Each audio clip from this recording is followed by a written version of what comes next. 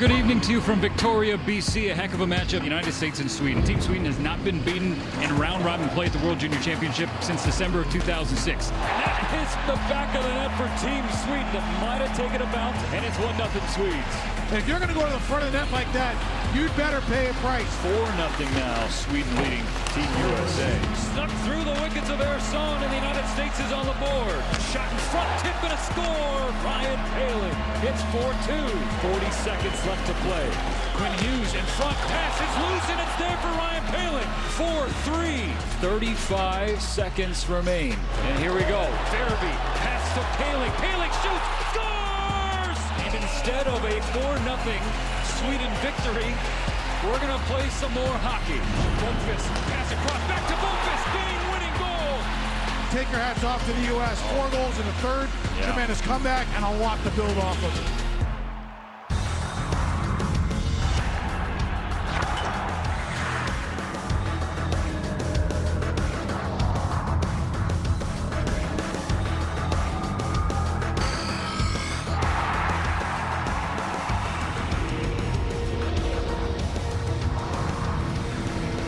Hi, everybody, and welcome to this World Junior Championship telecast on NHL Network. It's fueled by Gatorade.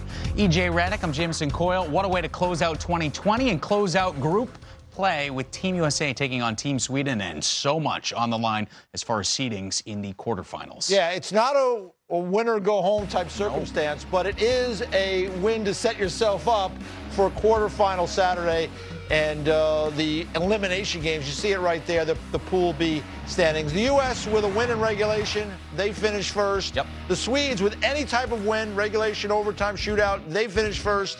And then if the U.S. has to go to overtime or shootout to get the win, you go to a tiebreaker, and Russia finishes first. So those are the stakes. And again, Canada being so good on the other side, the big deal about winning this pool is you can avoid them until a gold medal game if you can get through. And Team USA playing their fourth and final game, and maybe their best test so far to gauge what this Team USA team is heading into that bracket next round. You want to be moving in the right direction in this tournament. I've seen it for many years.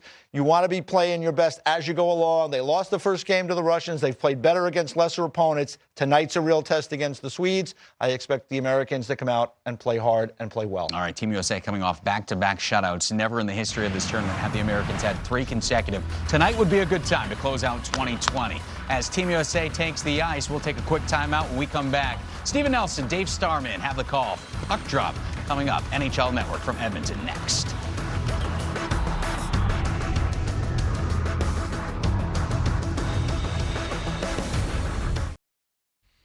Okay, who's ready for 2021? Dumb question, I know. Everybody is ready. But are you ready for this World Junior Championship telecast on NHL Network fueled by Gatorade? I'm also betting so. We're taking you back to Rogers Place in Edmonton to wrap up the prelims at the World Juniors. Team USA and Sweden in a massive Group B battle. Coming into tonight, Russia sitting atop the group with 8 points and a +7 goal differential. But the top 3 spots, yes, 1, 2, and 3, will be determined by what happens between the U.S. and the Swedes. A number of different ways we can go. If the U.S. wins in regulation, they'll leapfrog both Russia and Sweden for the #1 spot. If it takes overtime or a shootout, they'll slot in second behind Russia because Russia has the head-to-head victory over the Americans. And if Sweden wins in any fashion, the U.S. will be third and face off against Group A's #2 seed, Finland. With that, we say hello from our NHL Network studios in New Jersey. He's Dave Starman. I'm Steven Nelson. Now, Star, a night ago, the U.S. was off. Sweden was not. A tough game, a exciting game against Russia, where we saw Sweden's 54-game prelim win streak snapped at the World Junior Championship. Now we turn the page to tonight and look at the opponent for Team USA, Sweden, a roster that has a ton of talent. I mean, 18 NHL draft picks, 6 first-rounders, but you're looking at a 6th-round pick. The Detroit Red Wings European scouting staff has found gold in mid to late rounds in Europe, and I think they found another one here with Elmer Sutterblom. He is 6'6". He's about 210 pounds. He's only going to get bigger. He reminds me of Brian Boyle, right around the same age when Brian was centering the third line at Boston College. Skates well, doesn't need a lot of room to make plays, good on his edges, protects the puck. I loved his game last night. Trevor Zegras and the returning vets for Team USA have demonstrated one thing, and that is when they get chances, they're going to shoot. No grade A's on the table. They have learned their lesson that there is no next year. There is no tomorrow. You get a good opportunity to shoot the puck at the net, you do it. I love the mindset that they have brought to this tournament.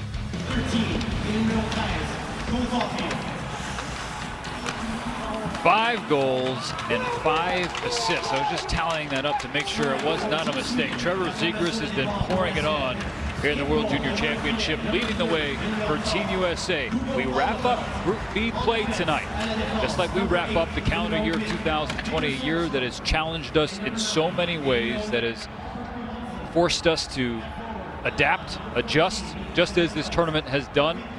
These teams, their staffs, the support staff, the volunteers and workers in Edmonton all deserve a ton of credit, but so do, more so rather, the frontline workers around the world. Now we're on the ice at Rogers Place, the officiating crew for this evening's contest star. Last time you and I called a Team USA Sweden prelim game was quite the thriller in BC. They have played some good ones. That was a great one. USA was down 4-1 in the third, and Ryan Paling put on a show for the ages with a natural hat trick in the third period to get that game tied before they lost. Spencer Knight on one side for the Americans, Hugo Alnefelt in net for the Swedes. So a pair of potential future Florida netminders, as Knight was a Panthers draft pick and Alnefelt a selection of the Lightning. Nate Lehman, how do we grade his suit game tonight? All outfits tonight for Team USA's coaching staff, all shirts and ties supplied by State and Liberty. That's a company owned by Lee Boffey, who was a star at the University of Michigan way back when, and he makes some great stuff. For the Swedes, it's Joel Ronmark, the 30-year-old head coach, filling in for Thomas Mann. All right, boys, let's finish 2020 right here. Well said. The puck, that was a good one. The puck has dropped. The ball will drop in 2.5 hours on the East Coast anyway. Chipped in behind the net of Alnefelt, picked up there by Albert Johansson, Red Wings second rounder in 2019. Again, 18 draft picks on the Swedish roster, 6 taken in round number 1. And by the way, 25% of the team is Red Wings draft choices. Yep, 5 Red Wings prospects for Team Sweden, 4 Anaheim Ducks prospects for the United States. So we'll have the Michigan audience tuned in detail. No question, Hockeytown is locked in. We're locked in on a battle. In the corner, Matty Beniers seals him up. Cam York picks it up, thrown ahead for Matt Boldy. He's pressured by Soderstrom. The puck ends back in the Swedish zone. I think one thing that the U.S. is going to try to do, similar to some of their other games, get the Swedes to turn. They're going to want the Swedes toe caps facing the inboards a lot on good deposits behind them. Sweden's defense, of all the defense corps in this tournament, might be the most mobile and agile. Thrown in by Farinacci. Thrown back in front, it takes a weird bounce and finds the back of the net.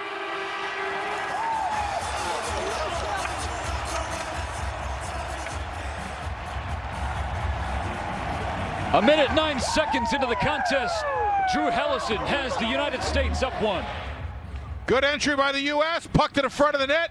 Another puck that doesn't get caught, as we've seen a few of those in this tournament, and the U.S. is there to clean it all up. A bad goal to start a game for the Swedes, and the one thing that the U.S. wanted, the one thing that they talked about, it's just a smart play, throw the puck to the front of the net. Love this mentality of no shot is a bad shot, and that's a great lesson for young players watching games around the country here. You get a chance to put the puck on net, especially from bad angles, do it. And for the U.S., they figured with Sweden's game last night, the fatigue factor, the emotional factor of losing the streak and losing to the Russians, if they are really good in the first 10 minutes to get the Swedes chasing this game, it could be lights out early. Drew Hellison with his second goal and third point of the tournament. The Avalanche's 47th overall pick in 2019. Throwing it back at Spencer Knight, trying to do the same. If you're the Swedes right now, you got to put about 2 or 3 really good shifts together to get your mojo going here. They haven't even gotten all their players to touch the ice yet. It is really important that they string 2 or 3 good shifts here. In an emotional and taxing game against Russia, as it went into overtime, a lot of their big stars played heavy minutes. Coming in, thrown across, tipped wide in the net of Alnefelt. Turcotte with Zegras. Zegras to Kaliev in the slot. Kaliev with a shot. Tipped off the glove. Knife back in by Henry Thrun. Calling for Kaliev to let go. And you got to watch the sticks here in the World Junior Championship and IIHF play. Things to watch, by the way, while we're on that topic. 15 in blue, Alex Turcotte. I think he is due. I like the way he's playing. Under the radar, he has been good. He's doing all the right things. I think Turcotte is due for a big breakout. Here's Sam Colangelo, a player that the United States is counting on breaking out in this one as Alnefelt covers up in the absence of Patrick Moynihan. Well, Helleson gets it started. It was a good out by the U.S. Good clean out. Get out first. Get out quick. Shot to the front. Good chase. U.S. getting pressure then anyway. It's a dead angle shot that I'm sure Helleson was just trying to put off the pads of the goalie, the pop. And the U.S. had good traffic going to the front of the net. It's Bobby Brink. Who else was net front?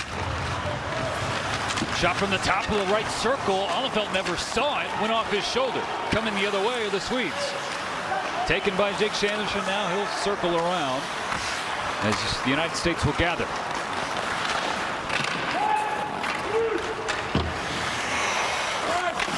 Thrown down. Picked up by Berard. Out of the point for a shot. Blocked off the skate. Sanderson retreats and retrieves. Here's Bobby Brink. Brink's wrister goes off the skate and wide. Everything to the net. You see it. There's no fancy plays, no anything. It's workmanlike. It's streamlined. It's straight line. It's a great approach, and it wears teams out. Oh, hell, what a hit. On the back end, turned over, a point-blank shot on Knight, and he stands up to it. Coming the other way, Cole Caulfield streaking down the left side. He'll meet up with Phil Brobetti. The captain for the Swedes, 8th overall pick of the Edmonton Oilers, is playing in his future home. Now behind the goal line, up to the point. Cam York throws it on net, bounces wide. Time of the goal, 109. Drew Helleson scoring 1 minute and 9 seconds into the game. Couldn't ask for a nicer start. That one's flipped over. United States wants to delay a game.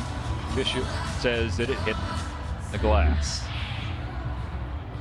Sweden gets one deep. They get on the forecheck. This was a good part of their game last night. Finish a big hit.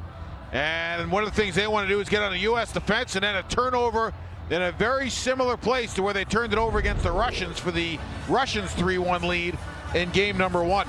And if you're going to turn it over, that man is not who you want having the puck. Lucas Raymond, 4th overall pick of the Detroit Red Wings, one of 5 wing prospects on the Swedish roster. The Wings saw him in the Sweden's eval camp in Plymouth the year before the draft and got very excited about him. Cross shot, kick save, rebound. Zegras hacks at it. He scores!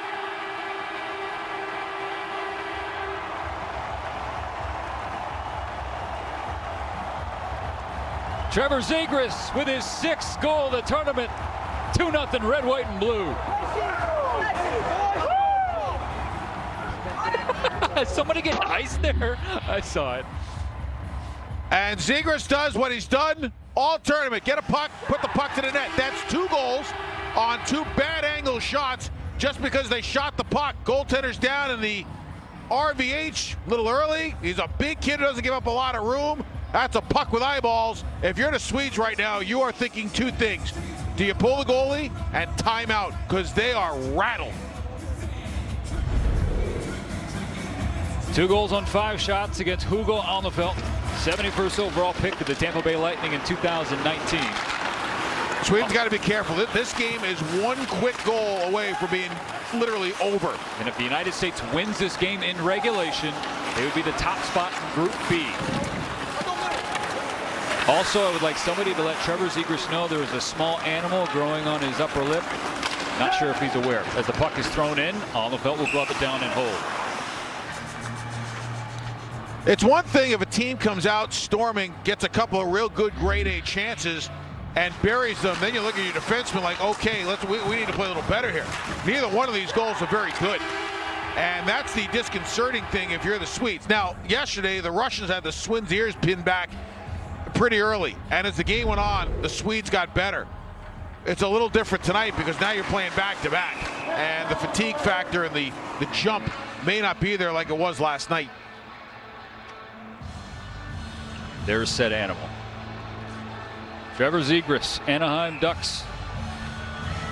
You know what's interesting? I talked to Lenny Cannell, who's the assistant coach at Boston University, and he said this kid's going to develop into one tremendous player. He goes, he's got a little bit of cheat in his game, which he's got to remove before he gets to the next level. And to me, he has been as honest a player in this tournament with his work ethic as you're going to find. Johnson, circle back to Thrun, up ahead. Brink will push it forward. And icing is called. You know, last year, Zegras with 9 apples, all primary assists in 5 games, had everybody buzzing. But when he and head coach Nate Lehman watched the tape, they said that, you know what, he still left some meat on the bone, that he could have gotten a lot stronger, been a lot stronger on pucks. Well, over the last 9 months, as he's been skating in Anaheim with Ryan Getzlaf, he's added 10-15 pounds of muscle. He is a lot stronger now, and he's also firing the puck on net a lot more. Well, sometimes when you get around pro players, the good pro players, you begin to develop pro habits. It's only natural. Here's Soderstrom holding at the point, throws it at net, and Knight will stick it aside. Brett Berard, how good has this kid been? What of a terrific third line, quote unquote, for Nate Lehman's club.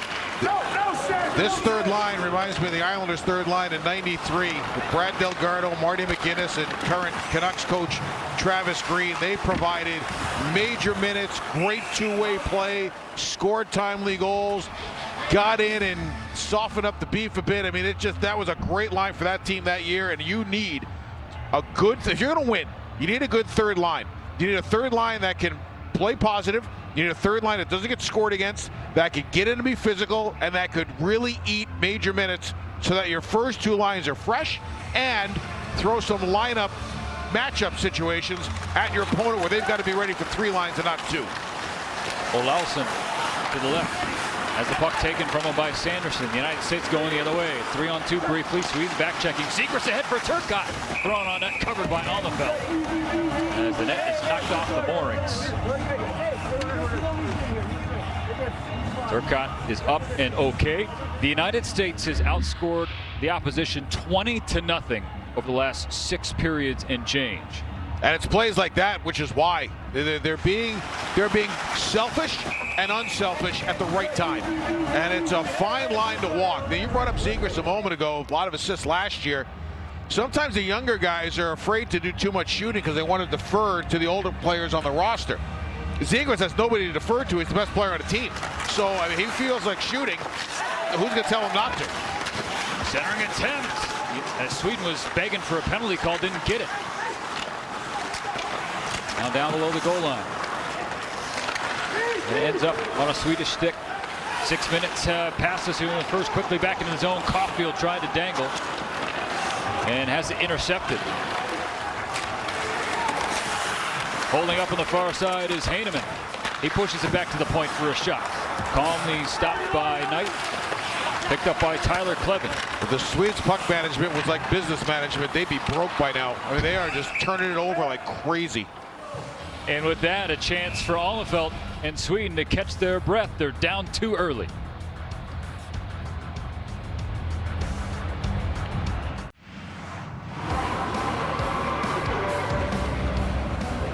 Zegras just turns and fires, and I love the mentality. Just put pucks in the front of the net. A shaky first goal, and look at the company that he is moving himself into and ahead of as he walks up the lines for points here. And next on the list, James Van Riemsdyk spent 3 years on the World Junior team, and he, Colin Wilson, and Jordan Schrader were a terrific combo together. His first year playing in the World Juniors, talking about JVR, was 06-07 as there's a shot on Knight. Rebound loose, hacked at, and he makes another stop. Play into the corner. Finish the story in a moment. Right now we got action. Landon Slaggert, Blackhawks prospect, chips it into the corner, has it, backhand, off the back of the net. Coming around is Colangelo. He's as there's a collision with Alnefelt. Swedes wanted to call as Alnefelt was trying to draw one. Let's put it that way.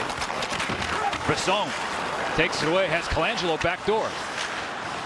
Up for Lacombe. Lacombe will dance in. Lacombe to Colangelo. Two Ducks prospects on the ice together. Tyler Clevin of the Ottawa Senators will throw it on net. Saved by Alnefelt. Colangelo will play a bigger role tonight with Moynihan not in the lineup, 12 forward, so he'll get a regular shift and looks for an opportunity here, and they'll see a little bit of the collision that happened in front. There was a little bit of contact, a little bit of acting. You're a goalie. No. Oh God, I milked it like you couldn't imagine. But back then you could do different things to milk calls better. Like you could come out on a guy and like pull him down on you and make it look like they took you down. I mean, there were all kinds of tricks in the trade back then. York from the point, through traffic. In front. A chance for Turcotte, and he couldn't stuff it home. Now back down at the other end. Here is Brock Faber. Oh, goodness, an open goal mouth there for Team USA. Turcotte still searches for his first goal of the tournament. Here's Alexander Holtz, Devils' first-round pick in 2020. It's Glove by Knight. Knight's a very good puck-handling goalie, and I think that he will continue to reestablish himself moving the puck. He did a nice job against the Czechs. As you see, this crazy play happened down by the Swedish net. But Knight, remember, game one, a little shaky with the puck. Game three against the Czechs, better, and almost 3-0. Really quick. Wow, what a stick there by Soderstrom, the Coyotes' 11th overall pick in 2019, to get a stick down to help out his netminder. Wow. Brock Faber once more. Pass taken by Johansson. There's Soderstrom again. Tipped in. Faber in pursuit. There's no doubt in my mind the U.S. will continue to play for the next goal, but let's keep an eye as this period goes on how well they use the outside lanes. Nate Lehman talks about puck management. The last thing they want to do is start putting pucks in areas where the Swedes can get in the transition and all of a sudden turn this game around on them. Matty Beniers gave it on. Here's a shot, slap shot, swallowed up by Alnefelt from Caulfield. Is it me, or does Caulfield always have that look on his face like the cat that ate the canary? You know, just he just does. It's great. He's always got a smile on his dog guy, Star. But he's always got a smile on his face. He loves to play the game. He plays it with a lot of intensity, and I think that his presence on that line with Boldy and Beniers has made those two guys better. And as this tournament goes on, I think it's going to pay major dividends for Caulfield. Draw one by the Swedes. Hedstrom started it off. Now pushed back the other way. Berard fights for it. Has help. Tried to get it to Brink. Couldn't. Flipped ahead. Knight will hold. And will the face off to his left. One thing I want to bring out about the Swedes, and it's something I've liked about their game, they win a lot of draws. And they win a lot of secondary draws. And their top lines tend to start with the puck a lot. And I think it's a key for them. If they crawl their way back into this game, part of it could be on one face-offs, especially the offensive zone. If you take a look at the player we referred to earlier in the game, Soderblom from the draft choice of the Red Wings, 6th pick. Big guy. I mean, like, 6th round pick, not 6 overall. Just for sorry, 6th round. Former Minnesota Gophers head coach Doug Woog, the late Doug Woog, once described a player as an oak tree with arms. If that is Soderstrom in a nutshell. Pushed forward by Johnson. Turned over, 2-on-1. Holtz near side, bounces over his stick. Zegras back to Thrun. 10:35 to go in this first period. The United States up 2-0. U.S. and Sweden concluding Group B play. The United States wins in regulation. They'll have the top spot. They win in a shootout or overtime, they'll be the 2nd seed. And if Sweden comes back to win, the United States will drop to 3rd and face Finland in the quarterfinals. United States enters the zone. Stick to side by Alnefelt. Kalia tried to throw it back from a dead angle, but he whipped. Steve, you're noticing on the puck management theme, a lot of short passes. U.S. not going for the big home runs. They're not trying to stretch the rink right now. Everything is 5 feet, 8 feet, good support of the puck carrier, especially when they are south of the red line, and it's working for them as they're protecting it, possessing it.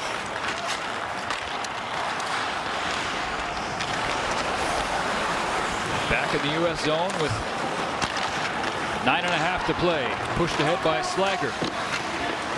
Colangelo will play it back. Brisson in the corner. Brandon Brisson with the Vegas Golden Knights system. Now near point, Cam York. Deflected in front, wide of Alnefeld. Faber will reverse course and play it through to his partner. I like what head coach Bob Motzko of the University of Minnesota said about Faber. Said he is only scratching the surface on how good he can be. That puck was tipped. No penalty on the United States, but a break for us with the U.S. up 2-0. We'll support preparations for the 2022 Olympics and Paralympics. So again, the auction site, USAHockeyFoundation.com. 9 minutes to go in the first period. The United States jumping out to a 2-0 lead on Sweden in their final game of preliminary round play. Goals for Helleson and Zegras right now. Postmar checked by York, who has possession. And Berard in a battle now at the point. Hedstrom will flutter it towards Spencer Knight, who will cover it. Knight, third opportunity that he's had a puck to hold on to, and he does. And goaltenders can have a big impact on paces of games, and I'm not sure whether or not Chris Mayotte, who handles the goaltenders, had a talk with Knight and said, hey, if you want through period number 1, hold things so that this doesn't turn into a track meet real early, or whether or not Knight is just gauging spatial awareness in terms of where he wants to move the puck or whether or not he has an option. Thrown through traffic, not through traffic, it went off the leg there of Matty Beniers. Now Henry Thrun far side. U.S. gets it out.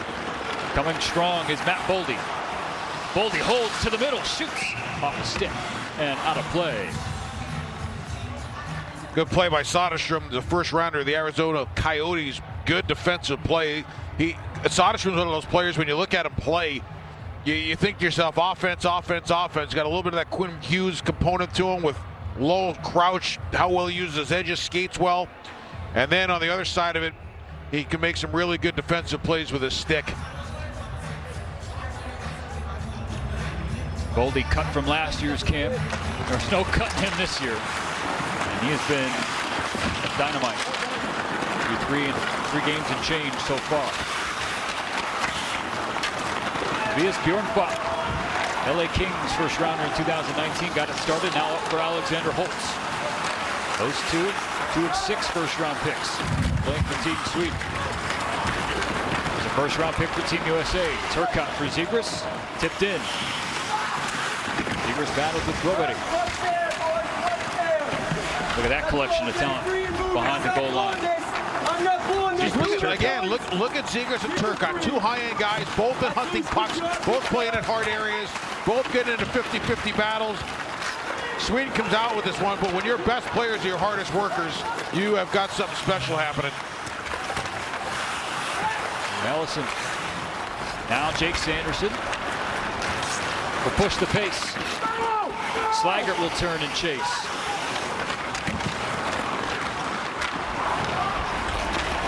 .7:10 to go in the first.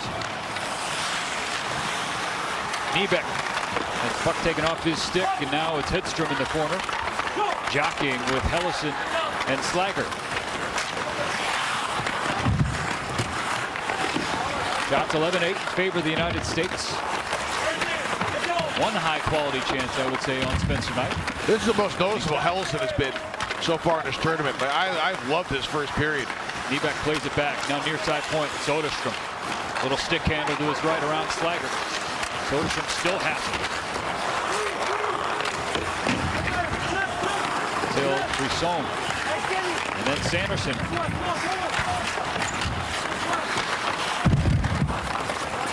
Sweden losing in group play for the first time in 14 years last night against Russia. Game that went to overtime, but a game that really as a whole, Russia controlled the pace of. Certainly early. I mean, they had the Swedes on the run early on. The Swedes came back as the game went on, and then it began to even out a little bit in the third. That game just went back and forth. A lot of emotional mood swings in that one. Trickles to the point. It's kept at the line and wrapped around. Check applied by Clevin.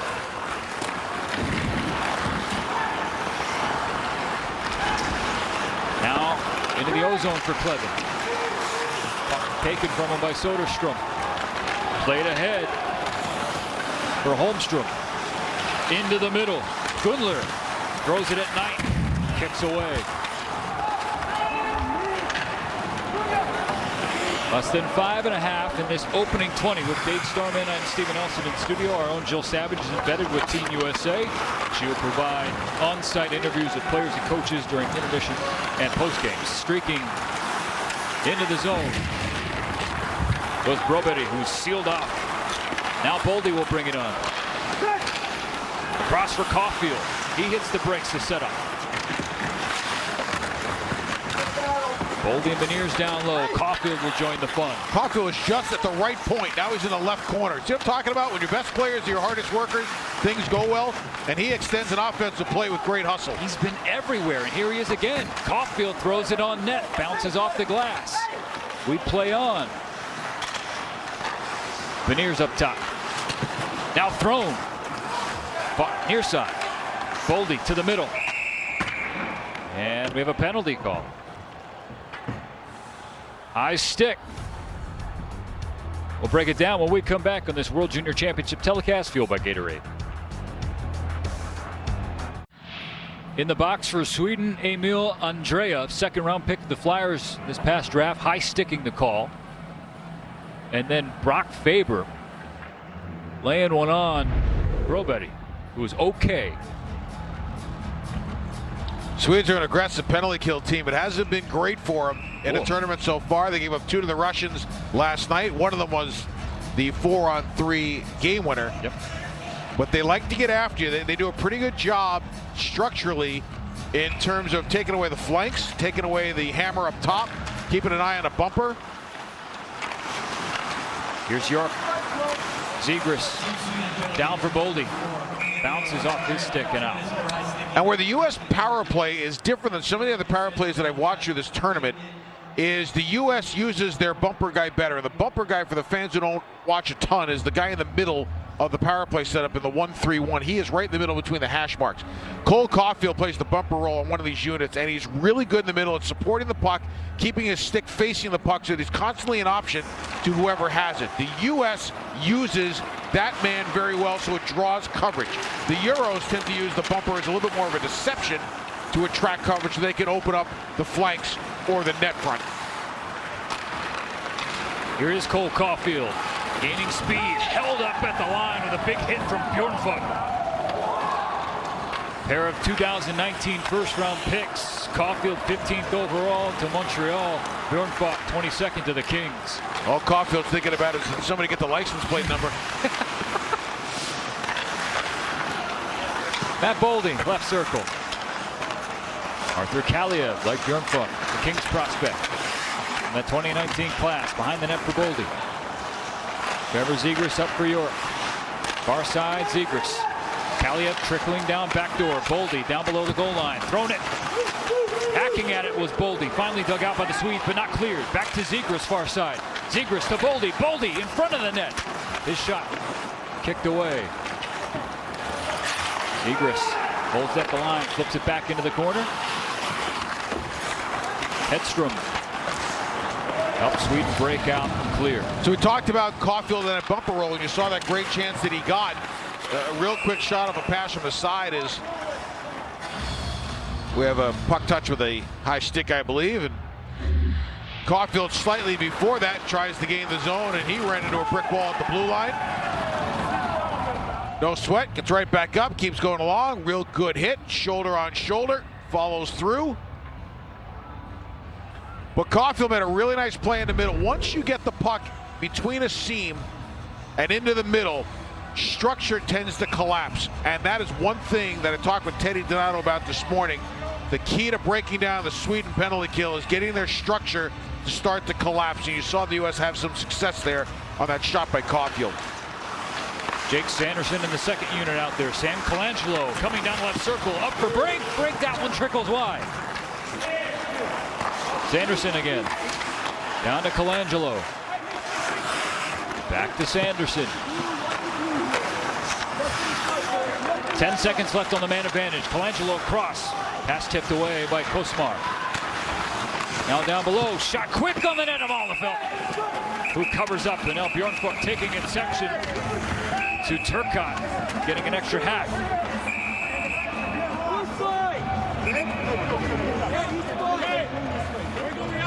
Turcotte can play for me anytime. He just plays hard. He plays smart. He and Bobby Brink had a nice thing going there in the middle. This unit works a little differently.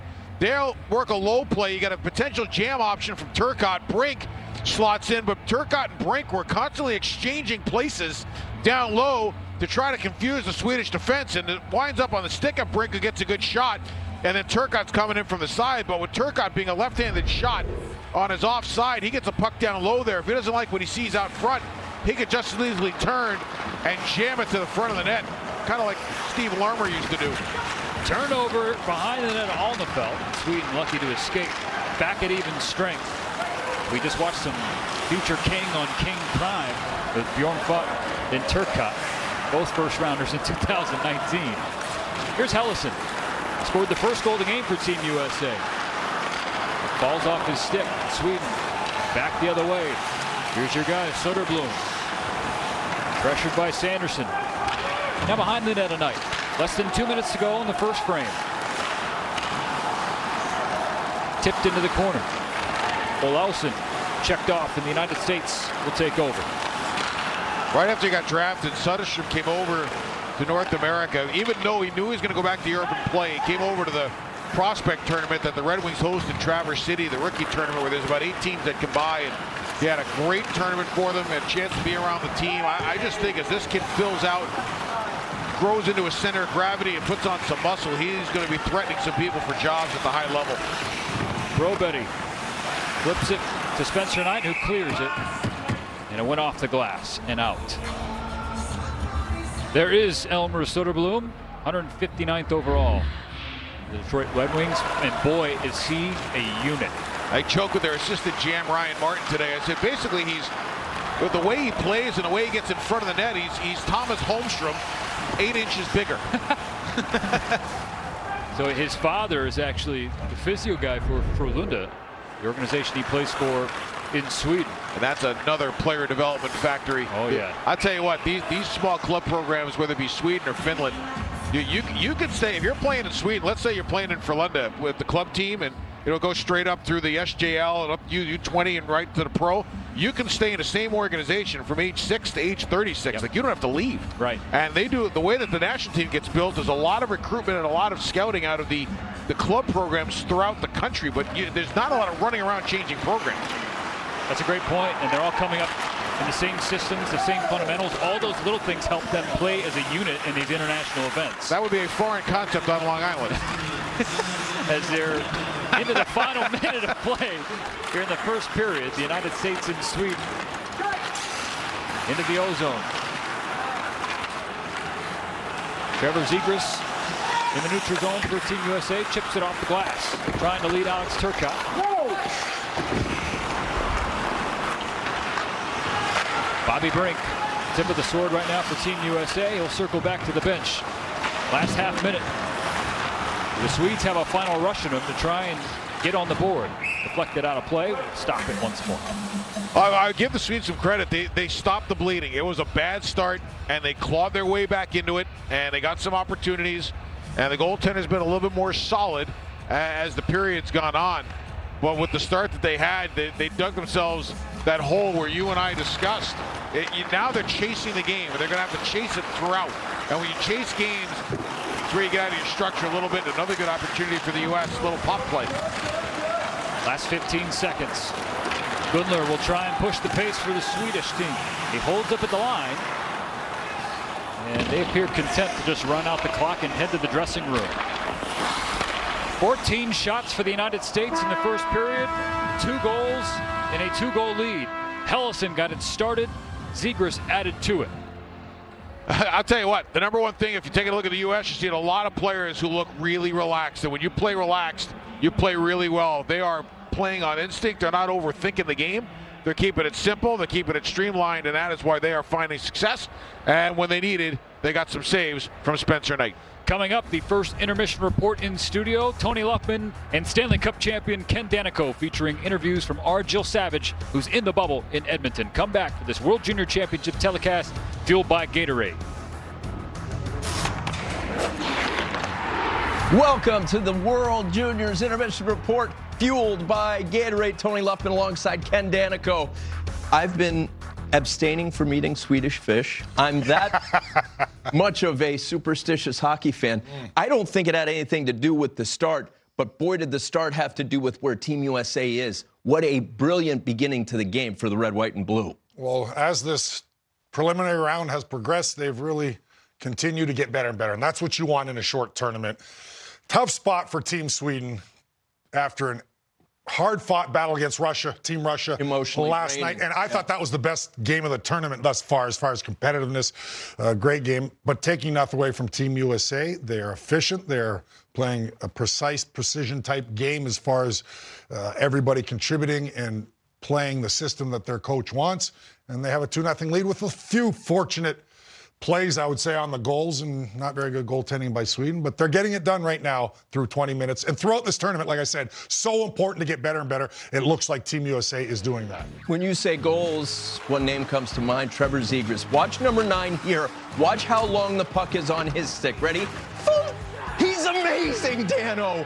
What a tournament. I mean, even he said, I'm more of a playmaker, and evident last year with 9 assists in the World Junior Tournament, no goals, but he can shoot the puck, and he wires this. This is from a sharp angle. Now, he's not really looking at the net, but did he roof it quickly? Would you consider that a weak goal on the Swedish goaltender? Possibly, but that is just a perfectly placed shot by Trevor Zegras. Everything going his way right now, and boy, is he been good for USA. Come hug me, fellas. I'm making history. Look at the guys he's alongside and the number of games it took them to put up those numbers. He's way ahead of their pace. Those are some handsome lads right there. Confident Americans. The confidence in net for Spencer Knight has been dramatically different. After the Russia game, we remember that shot of him in the hallway. He'd been pulled, and he didn't look anything like the guy that started 4 games last year. Boy, since then, a totally different story. You're seeing him play much more relaxed and much more in the crease. I mean, a lot of the problem against Team Russia, where it was an off game for him. Even his coach mentioned it after the game, and we know how highly touted he is, a first-rounder of the Florida Panthers, and expected to be one of the best goaltenders in this tournament. Well, it was because he played the puck too much and he gave it away. But boy, he's been good right from the Czechoslovakian game, or Team Czech Republic, shall I say. He was outstanding, calm, cool, collected. He's in control, and I assumed, and I said it the other night, the coach himself said to him, don't try to do too much. And he was going out of his net a little bit too much in the game against Team Russia, but you saw it right against the Czech Republic. Really calm, make those few saves early. You feel good about your game again, and he's right back to where Team USA and certainly Spencer Knight wants to be. Now they have a really good goalie tandem, and what better position to have when you can trust both guys? Spencer Knight has been outstanding as well. Since coming back in, I love that. Not everybody's going to be perfect. Doesn't matter, how good you are and how good everybody thinks you are. The greats have bad games or tough nights. It's how you bounce back. And he bounced back against the Czech Republics, and now he's playing very well so far through 20 minutes against Team Sweden. I make mistakes every day. I called him Skippy. Hey, can I give a shout-out to Brian Rolston on that Team USA How list? smooth was I won a Stanley Cup with Rolly in 95. I didn't realize he was such a World Junior star back then. Suave look. We're going to take a break. When we come back, USA up 2-0, thanks in part to the brilliance of Trevor Zegras. He has peanut butter. Yes, seriously. Top shelf. Ooh, baby.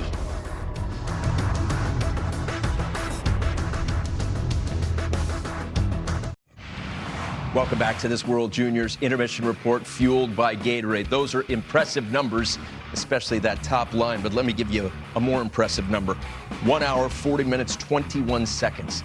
That's the amount of time the United States has held its opposition without a goal, with a goalie in net. The Russians, of course, had that one empty netter. Plenty to feel good about if you're assistant coach Chris Mayotte. Let's hear what he has to say after the first with our Jill Savage. Every coach in America will say they want to get off to a hot start, 2 sharp angle goals for Team USA. How were you able to do it? Well, it was a pucks to the net and men to the net mentality. I think we came out and we were on our toes, stuck to the game plan. We wanted to take the game to their net, and early on we did it. We got away from it a little bit, but start was good. Trevor Zegras already with 6 goals in this tournament. How is he able to be so consistent game in and game out? Well, he puts in the work, and his attitude and his preparation doesn't change. And he's come out with a lot of energy. I think he views himself as a guy that can lead this team, and he rises in those moments. We saw Sweden last night come on strong against Russia in the second period, so we know this one's far from over. What do you tell the guys? Well, we have to get back to making it simple. They're a good transition team, and I thought later in the period we started to turn pucks over in bad spots. We allowed them to get some extended offensive zone time just on some, slower decisions. So I think we got to get back to playing fast, going north quickly, and get back on our toes. Best of luck. Thank you, Jill. You know who doesn't need much luck? Canada. They're very good at ice hockey, and they had 19, count them, 19 first-rounders on this team. Their final game of pool play was, you guessed it, a victory. They won Pool A. We'll have highlights next. Remember when the Canadians trailed in the tournament? They haven't. Finland with the puck, Canada with the takeaway. There are more red shirts coming than there are white shirts back. Not ideal. Cousins, icebreaker. Well, great strip. You see the little poke with the long reach by Cousins. They're off to the races. Outnumbered situation. He's coming down his off wing, so he freezes the goaltender. He's got a good option to pass, but he puts that short side. He's been terrific for Canada. Close game. Almost midway through, still 1-0. Here's Holloway getting a piece, and it's 2-0. Directs down. I think it hit the Finnish defenseman's shin pad. Canada off to the races early. Look at that. Winning the puck. Cousins with the empty netter to put the exclamation mark on it for the red and white. Complete game for Canada. Dylan Cousins must have Buffalo Sabre fans salivating whenever he goes into their organization. But boy, right now he's leading Canada. They are deep. They've outscored their opponents 33-4 in 4 games. They're going to be tough to beat, Tone. Excuse me. Did you say 33-4? That's staggering. And this was their toughest test. 16-2. This, their toughest test, but they answered it. You see that they won their group, and their goal differential plus 29. My goodness, Finland following second. Hats off to Germany. Outmanned, quite literally. Outmanned, and they are going to the elimination round. Tim Stützle and his team, I am so proud. I watch sports to be inspired and also to feel fear when I watch Canada. Wow, Canada looks complete. Canada's a powerhouse. They own Finland, Team Finland today. In reality, we knew going into this game it's going to be their toughest test in their pool. And the Finns usually very tough team to play against, efficient, but Canada just all over them. I love stories like Team Germany as well. Yeah. We're going to take a break. Game time fast approaching the second period. USA and Sweden. It was a memorable first period. The red, white, and blue up 2-0. We're getting you set for period number 2 on this World Junior Championship telecast on NHL Network, fueled by Gatorade. With Dave Starman, I'm Steven Elson in our NHL Network studios in New Jersey. The United States leads Sweden 2-0. The key to that first period, Star, in your estimation, was keeping it simple and getting pucks to the net. Oh, it's a cannonade is what it was. And I thought it was a great idea. Not every shot's going to get through. But when you develop a shot-first mentality, it really keeps defenses on their heels because it forces them to think about where they're going to pressure up, knowing that a lot of pucks are going behind them quickly. You just see it. Wherever the U.S. was, wherever they can get an opportunity, it's not a grade A shot, but it's a shot to the front of the net, maybe get a rebound. Puck at the point, get it through, create the traffic in front of the net as opposed to elsewhere. Where the puck is in the paint, in that third circle, it creates some energy, it creates some excitement, it gets your heart rate up, and it gives you a chance to fish for goals. If the United States holds on to win in regulation here against Sweden, they'll leapfrog the Swedes and the Russians for the top spot in Group B, heading into the quarterfinals on January 2nd. The puck is down, and Spencer Knight is there to play it. Turned over, thrown back where Arthur Kaliev was waiting. Alex Turcotte throws it into the corner. Taken over by the Swedes. See what kind of response they have following the first prelim loss in 14 years last night to the Russians. And a tough start in this one against the United States. If their first 5 minutes was not very good, their second 5 minutes was okay. Their last 10 was better. All alone coming into the offensive zone is Lucas Raymond. Red Wings top prospect Raymond shoots from the circle into the stomach of Spencer Knight. There's an art to taking the attack of the line where your team offensively is outnumbered and making it an outnumbered rush in your favor. Look what he does. Gains the zone. He's 1-on-3. By the time that shot's taken, it's almost a 4-on-3. And it's a good chance at the front of the net. And Spencer Knight's there. There's no traffic, but look at the entry. Gain the zone. A little bit of east-west play. Allow everybody to catch up. Slap shot from the point bounces to the glove of Spencer Knight. And that's just smart hockey, and that's one of the things that young players have to do. Lucas Raymond, just a first rounder from Detroit, he's got great hands, he's shifty, he's confident, he can feel pressure, he's got great peripheral vision. He came in with no options and he created 2 of them. Here's shot from the point. Sweden had the shot blocked. Another one tipped in front of Spencer Knight, but wide. Couple chances, couple looks rather in the first minute of the second period. Matty Beniers, 2021 draft prospect, streaking into his left around the net of Alnefelt. There's a shot from Hellison that whistles high and wide. Thrown back in by Sanderson for Matt Boldy, rather.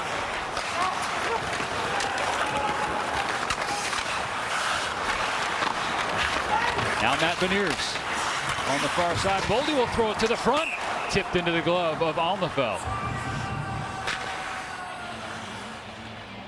Another bad angle shot by the U.S. Matt Boldy's the one who takes it. U.S. has been very good on the walls. I think it's certainly worth pointing out that they've been good in the 50-50s. They've been above pucks in the offensive zone, and they are winning the walls. And you watch this game long enough, you realize that when teams can control the half walls and teams can control the corners, especially in the offensive zone, it's really a blueprint for winning a lot of games because you wind up in possession and the ability to threaten the net quickly. Shot 16-11 in favor of the United States. Play is good for the U.S. in the O-zone. Sam Colangelo takes it right under the goal line. Now to the point. Krun didn't get good shot off, so it just floats into the glove of Alnefelt. So the rumor is if Colangelo scores tonight, everybody at local 438 Grill and Sports Bar in Stoneham, Mass gets a free round. That's the bar that his parents, Mark and Karen, own. And it is a real, I mean, and those two have become kind of ingrained in the hockey community in that area. That has been a popular place for NHL players and GMs and execs and youth hockey. A very cool story of Colangelo in the business. Zegras on for a shot. They score! Ryan Johnson.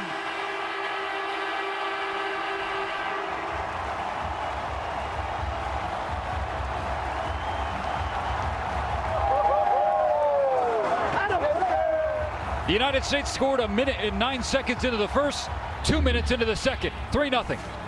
One face-off, one pass, one shot. Beautiful. I think it's literally the way you draw it up.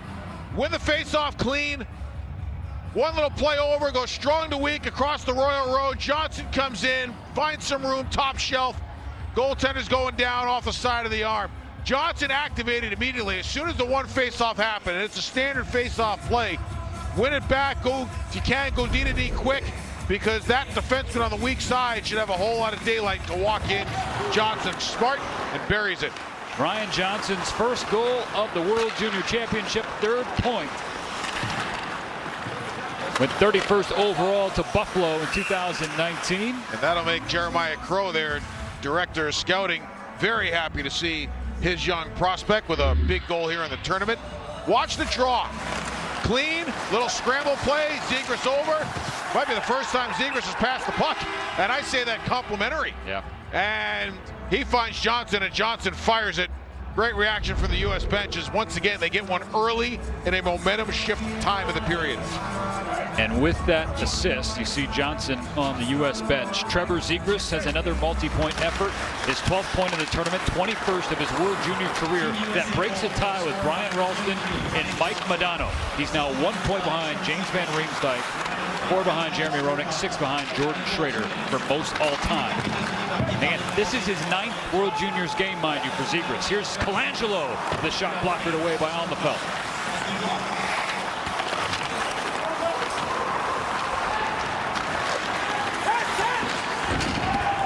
Good check applied there by Brock Faber, who picked up a helper in the first period. Now leads Team USA with a +7 rating. Brendan Brisson lost the handle of the puck. Swedes going the other way. 2-on-1. Bouncing to Raymond. Raymond with a backhand attempt that never got to Spencer Knight. Emil Andrea. Good play by Faber defensively. I'll tell you, the defenseman from the University of Minnesota having a good night here. And he's been so smooth all tournament long. Number 11 in blue, Brock Faber.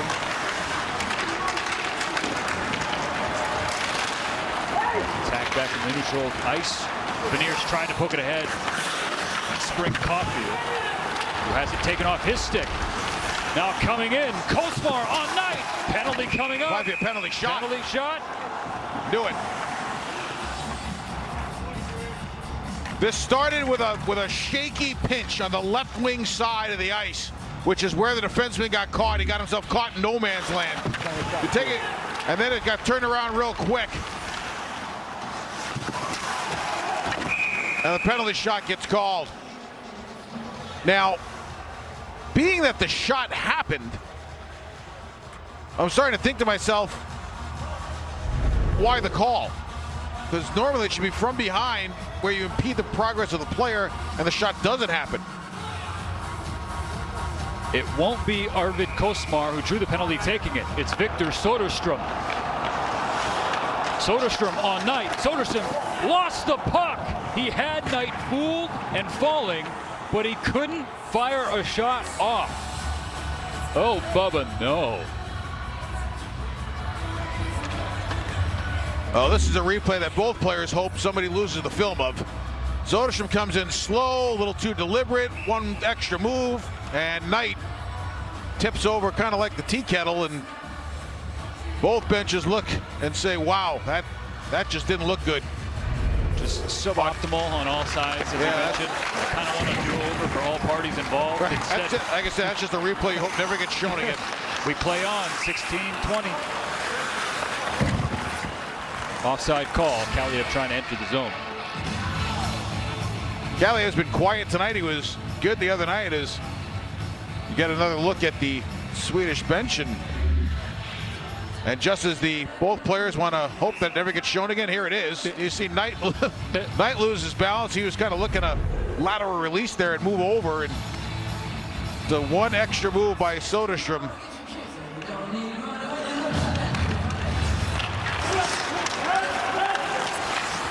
So it remains a 3-0 United States lead. Blocked in front of Alnefelt. Puck down, loose in front. Turcotte is there. He scores! Turcotte finally has his first of the tourney. 4-zip, red, white, and blue.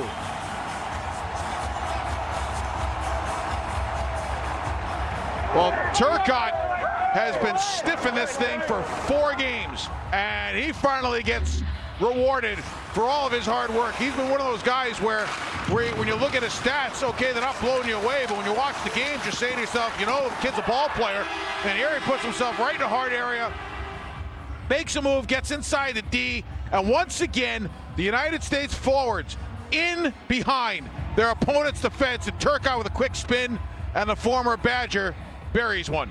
I referenced earlier in the tournament that there are times he reminds me of his father, Alfie. Alfie Turcotte was an unbelievably skilled player. Spent a lot of time in the American Hockey League, as the Swedes are going to make a goaltending change, probably a couple of goals too late. Alfie was a wonderful player to watch, and Alex certainly has some skills himself. Yeah, it's not a bad thing to get Dad's hands the way Alfie used them. Jesper Wallstedt, the new netminder for Finland, as Hugo Almefelt gets yanked here. Not a lot he could do on that one. And a couple of tough angle shots go into his net in the first period. Almefelt, third rounder of the Lightning, 2 drafts to go. Another look at the goal from Turcotte. There's a little bit of a broken play out in front of him, which is why he went down so quick. And goalie nation always in support of each other. And Wallstedt will get in there. He is a player to keep an eye on. He is an A-rated player by Central Scouting as a player to watch for the upcoming draft. He, like Matty Beniers, eligible in 2021. Shot from the point. Snatched out of the air by Spencer Knight. Conversely, on the other side, Knight has had a quiet night. He's had some good stops. He's had a quiet night, and one of the reasons that his night has been very quiet, unlike his counterpart, not a lot of rebounds, good first saves, pucks held onto, very calm demeanor in the crease. You're starting to see the Spencer Knight that we alluded to earlier in the tournament about economy of movement, ability to control how much he wants to play a shot, where he wants to play shots, and how he holds his rebounds. Handful of minutes gone by. Turned over by Beniers. He throws it to Boldy. Boldy back to Beniers. Caulfield camped out in front. Now to the point. Thrown on. Johnson tipped wide. Johnson scored the 3rd goal of the game, first of this 2nd period for Team USA. Now here's Cole Caulfield working along the line. Now controlled by Team Sweden. Played into neutral ice in the no man's land. But the U.S. will come back the other way. Now Soderstrom has 5 points in the tournament. Had a chance to get his 6th on a penalty shot just a few moments ago. His icing is waved off. Centering attempt from Soderblom. He has it still on his stick. It's a big boy to try and body out for Cam York. Now for Brobetti. He shoots off the glove into the far corner. Soderblom, he is so strong on the puck. Every shift that they play in the offensive zone, I guarantee he's got the puck on his stick more than anybody. Now around the net, Turcotte playing physical on D. Faber tripped up. I don't see an arm up. Mine was. Yes, Dave Starman was calling for a penalty in the booth, but there isn't one upcoming on the ice. Don't force that pass. Back to Soderblom. Ranging to his forehand. World Speed wanting you to know and wishing you a happy birthday. There's a shot to the left of Spencer Knight. And yep, it is very much 4-0 Team USA. USN beat for that. Okay, so now we play on 13.5 to go. Played out of the glove of Wallstedt, new netminder for Sweden. Again, if this result holds, the United States claims the top spot in Group B. And it'll be the first time in about 15 years that the Swedes will finish pool play looking up at somebody ahead of them. So a lot of hockey left. More than half the hockey game remains in terms of regulation time.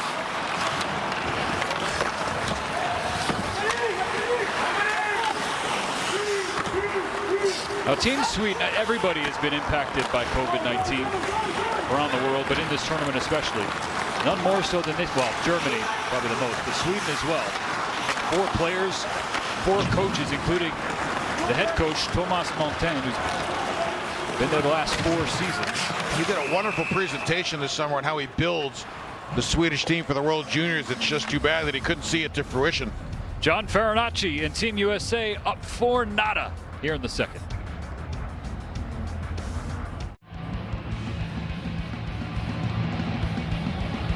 You know, I talked to Tony Granato, who's the head coach at the University of Wisconsin, where Turcotte played last year, and he said to me that he is a kid that wants to be the best player on the ice every shift. He puts a lot of pressure on himself to do so, and when you work with him, you got to keep him focused and thinking about the next shift because of how hard He demands success from himself. And when you put that kind of pressure on yourself, sometimes it can be tough to play the game in a fluid motion and play smooth. Now that he's turned pro, it looks like he's relaxed his game a little bit. He still plays hard. He still plays smart. Now he looks like he's playing a little bit more relaxed. Very hard on himself a year ago. He's been open about that. He continues to develop as a player. 8 minutes gone by in the second period. A blast from the point. Stopped by Spencer Knight. He'll hold for a face-off.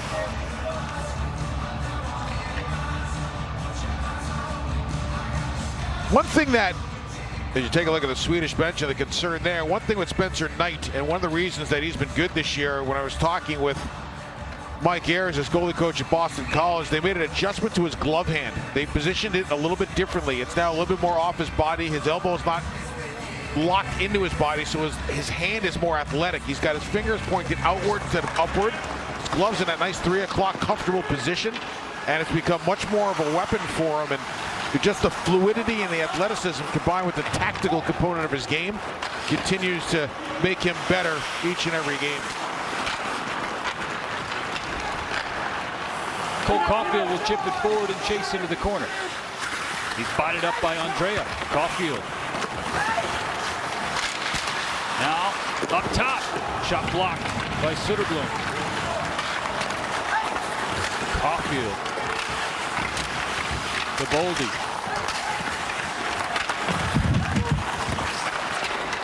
Now Drew Hellison. Toss for a shot. Easy for Wallstedt. I'd love to see the analytics on this game in terms of shot attempts by the U.S. They've got 22 on goal. They've probably got 45, 50 shots. This will be a report that Teresa Feaster, the video coach, will walk down to the group and say, hey, I think you're going to like this. I don't care what the stat line says about Cole Caulfield's tournament.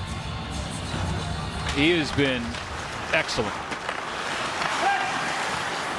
Kaliev lets it go. Rebounds there in front of Wallstedt, who finally covers up for a whistle.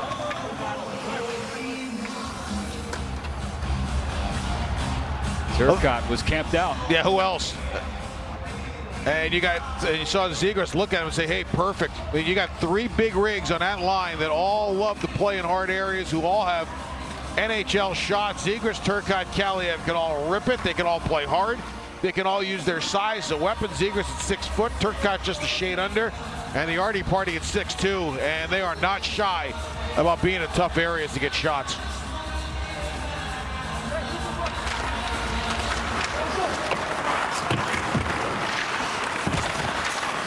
The United States up 4-0 on Sweden in the final game of prelims of the World Junior Championship. Bjorn Fock will dance in. Throw it at Spencer Knight. Rebound is there. Knight calmly steers it away. So the United States has possession now with 10:47 left in the second.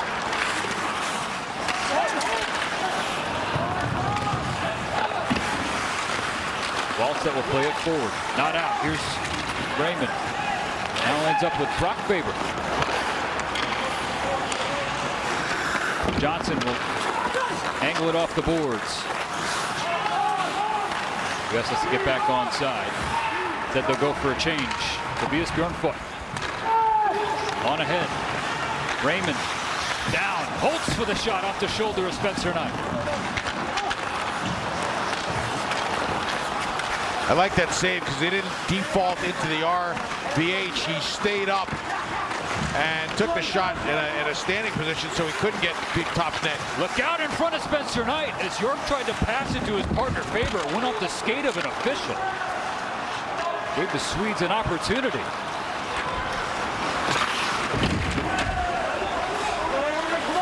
Knight settles it. And now up for Colangelo.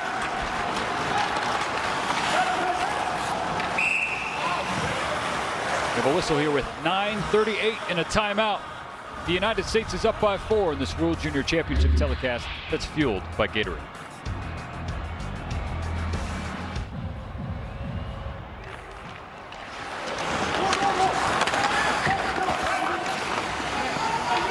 After the stoppage, A face-off at center ice. 9.5 to play. Midway point of the hockey game. The United States 4-goal lead. Hacked at Spencer Knight by a falling Soderblom, and he makes the save. Now Alex Turcotte working alone. Turcotte left for Zegras. He has it knocked off his stick by Heineman. Held at the line by Clevin. He absorbs a hit as he plays it down for Kaliev. Rattling off the glass, but not out. Zegras around. Zegras working, dead angle off the helmet of Wallstedt. If the goalie's going to go into the RVH, you might as well shoot high. Clevin shoots from high. Rebound, high. They play on. Turcotte to Zegras. Zegras shoots off the shoulder and off the pipe and out. That was about 35 seconds of possession time. It was you're going to laugh. It was an awful entry. Turcotte skated the puck right into traffic, lost it. Zegras had it. Here's the Oswald as the headshots went off the goaltender here, and the U.S. maintains possession. There's the shot off the shoulder that goes up. But the U.S. Turcotte skated into the teeth of the back check, turned it over. Zegras then tried it, turned it over. But the U.S. got 35 seconds of zone time because they won every race to every loose puck in the offensive zone. And when you do that, you're going to win a lot of hockey games because you're going to keep other teams' top lines pinned in and defending. Off the draw, Boldy was hacking at it, taken on now by Swede and dumped in. Faber, spotted up by Raymond. Beniers will dig it out. Matty Beniers, freshman at the University of Michigan. Full 200-foot player, a special one at that, a prospect for next year's draft. Still has it. Now Faber has some room. Patience from it, drops to Caulfield. Back to Faber, in the slot, Faber shoots. And it's kicked away.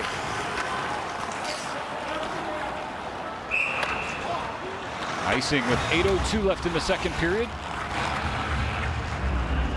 The Hockey Intelligim is celebrating 10 years of improving the hockey sense of thousands of players, officials, and coaches. Visit usahockeyintelligim.com today and learn how at-home cognitive training can help improve your hockey sense and complement your on-ice sessions. By the way, Steve, have you downloaded the mobile app yet? I have. You've told me every game the last 3 years, so at this point, attaboy, it's in the App Store. Shot with 8 minutes to go, gloved out of the air by Wallstedt. So while we have a break here, coaches, USA Hockey mobile coaches app, get it through the App Store, you get it anywhere. This thing should be on your phone. It will do wonders. It's like having a coaching encyclopedia with you at the rink on your phone or your tablet. It is worth its weight in gold. USA Hockey has done a phenomenal job with that app as they've continued to develop it. Shot off the draw, whistled by Wallstedt. Brink tried to hold it, can't. United States resets. He shovels it back in for his teammate Brett Berard. Andrea will start things off for Sweden. Trying to lead Raymond, but it was taken away by Hellison.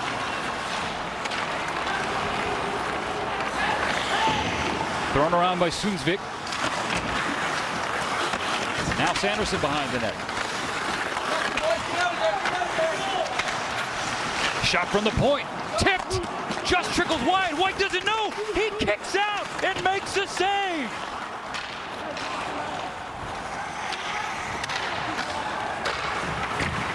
What reflexes from the U.S. netminder, Spencer Knight. Brobetti coming around the net. Failed check attempt by Sanderson. And thrown back in.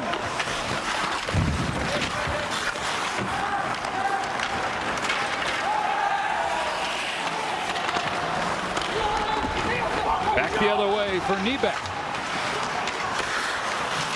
Uselius was out there with him. He has it now. Now Niebeck again. Thrown on net. Wide of Spencer Knight. Shot blocked. Racing there is Slaggert. Slaggert to the net. To the backhand, but he's pushed away. Soderstrom took a great angle to the net to not give Slaggert the opportunity he wanted. Johnson's shot. Off a body and out of play. Well, some nights you're the windshield and some nights you're the bug. And this is Knight's night in that respect. Here's a loose puck that was floating around. Nobody knows where it is. Here comes the stuff attempt. And the player taking the shot. I didn't see who it was, but the player taking the shot throws the puck right off of Knight's pads. After one squeaks through his legs. There's the play to the front of the net, and it's Sunsvik who takes the shot. And instead of tucking it in the short side, he puts it right off the pad at Knight, who had no idea where it was. I love that look from our vantage point in the studio off the monitor. We couldn't exactly tell how that shot got through, but the point being, it didn't end up behind Spencer Knight, so it's still 4-0. Boldy lost it, hacked back into the slot by Caulfield, taken on now by Kosmar. Across for Holmstrom. Holmstrom will hit the brakes. He plays it back. Kosmar's shot goes off a leg. Now it's Bjornfot. For Brobetti, the captain. He slides one in front. That shot got deflected wide to the right of Spencer Knight.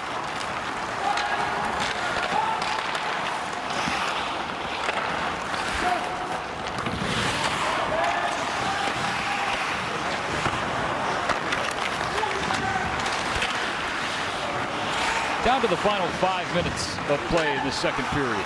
And this is where guys on the bench are like, hey, 5 miles to go here. Start shutting this thing down. No life for the Swedes. Don't give any opportunities. It's just where you pull the reins in just a little bit to make sure that you don't ignite a fire on the opposite side in the last 5 minutes of a period. Lob wedge out of play. We step aside as Brobetti gets ready to come back and try and help Sweden climb out of this 4-0 hole. There is Teresa Feaster, video coach for Team USA, the first woman to coach in a World Junior Championship in USA hockey history, part of Nate Lehman's staff for the Red, White, and Blue, and also at Providence College, where she graduated, helped PC Friars win a national championship, and is just a star, according to Nate Lehman. He's seen her develop at PC and here, and I asked her about her journey and her job earlier today, and Lehman got choked up talking about her. He was that proud of her, that big a believer in her ability and her future in this industry. And he says, I think we're going to have a hard time keeping her at Providence College. The puck is now behind the net of Wallstedt. Turcotte throws it into the slot. Zegras has it now. His shot is blocked. Now Kaliev hacks at it, and it's off a leg. Penalty coming up on the United States. Kaliev's going to go for tripping. Look at that. Look at that look. There is Nate Lehman. And again, I was like, Nick, take us into the trenches for Teresa Feaster as we show you another look. 28 U.S. minor penalty. At the penalty on Kaliev. Brobetti hitting the ice. And what do you want me to do? But Nate says she's basically the video coach or personal video assistant for all 4 assistants. So Chris Mayotte was doing pre-scout, Steve Miller's doing PK, Ted Donato's doing power play, and of course Nate as the head man. You know, just yesterday alone, she was at the rink all day, had to have all of her meals brought to her. She comes back as the Sweden game is ending against Russia, then she has to go right back to work with Nate on preparing for this game. And Nate said the things that she is doing by herself, typically you need more than one person to do it, but she's been up to the task, and again, just getting started in this game. That's how I cut my teeth in this business, a video coach, and it's a wonderful position to have. She's done a great job with it. And I'll whistle. We get some time to tell you a funny video coach story. Oh, I can't wait for that. It's the United States penalty kill.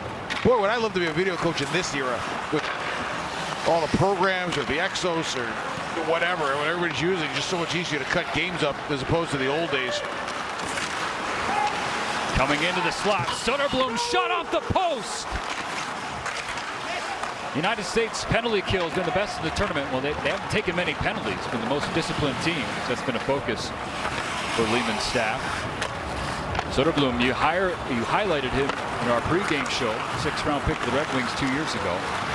And he's been noticeable on the ice tonight. Inside a minute to go on a penalty to Arthur Kaliev. Taken by Holmstrom. He reverses back to Brobetti.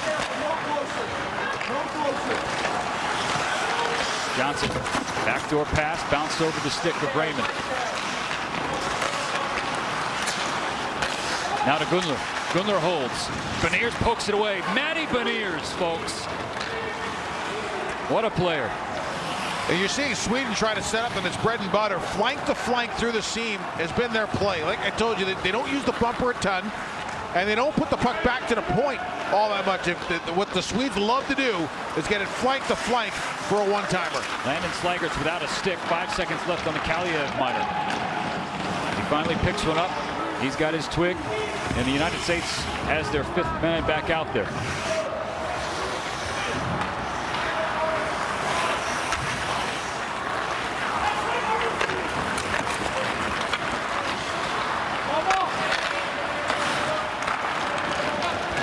Yerselius enters, tries to dance around Faber. With good positioning, and he pushes it forward to York.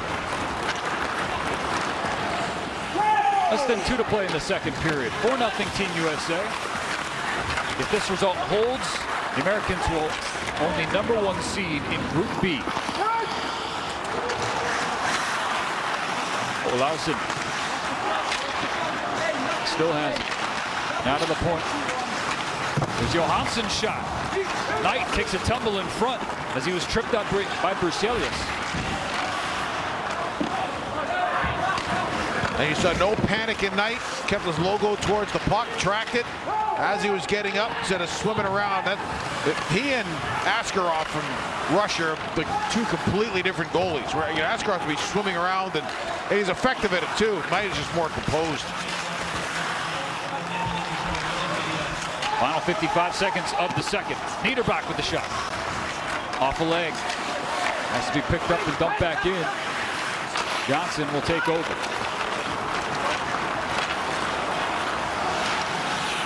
Yeah, the 3 best goaltenders of the tournament are probably in this Group B between Spencer Knight, Yaroslav Askarov, and Alnefeld, who the United States chased from this game. And each one of them's had a bit of a clunker. Yep.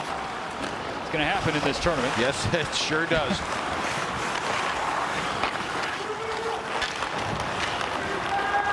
Last 20 seconds. Here's Drew Hellison. Thrown ahead.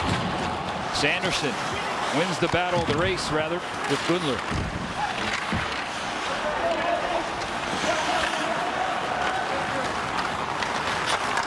All right, Dave Starman, your impressions of this second frame.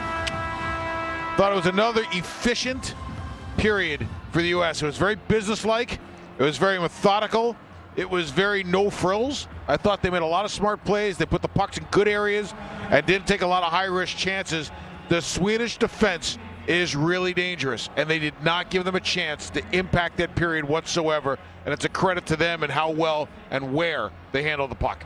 40 minutes of hockey gone by, less than 60 till 2021. Right now, you don't have to wait long. The Intermission Report with Tone and Dano starts now.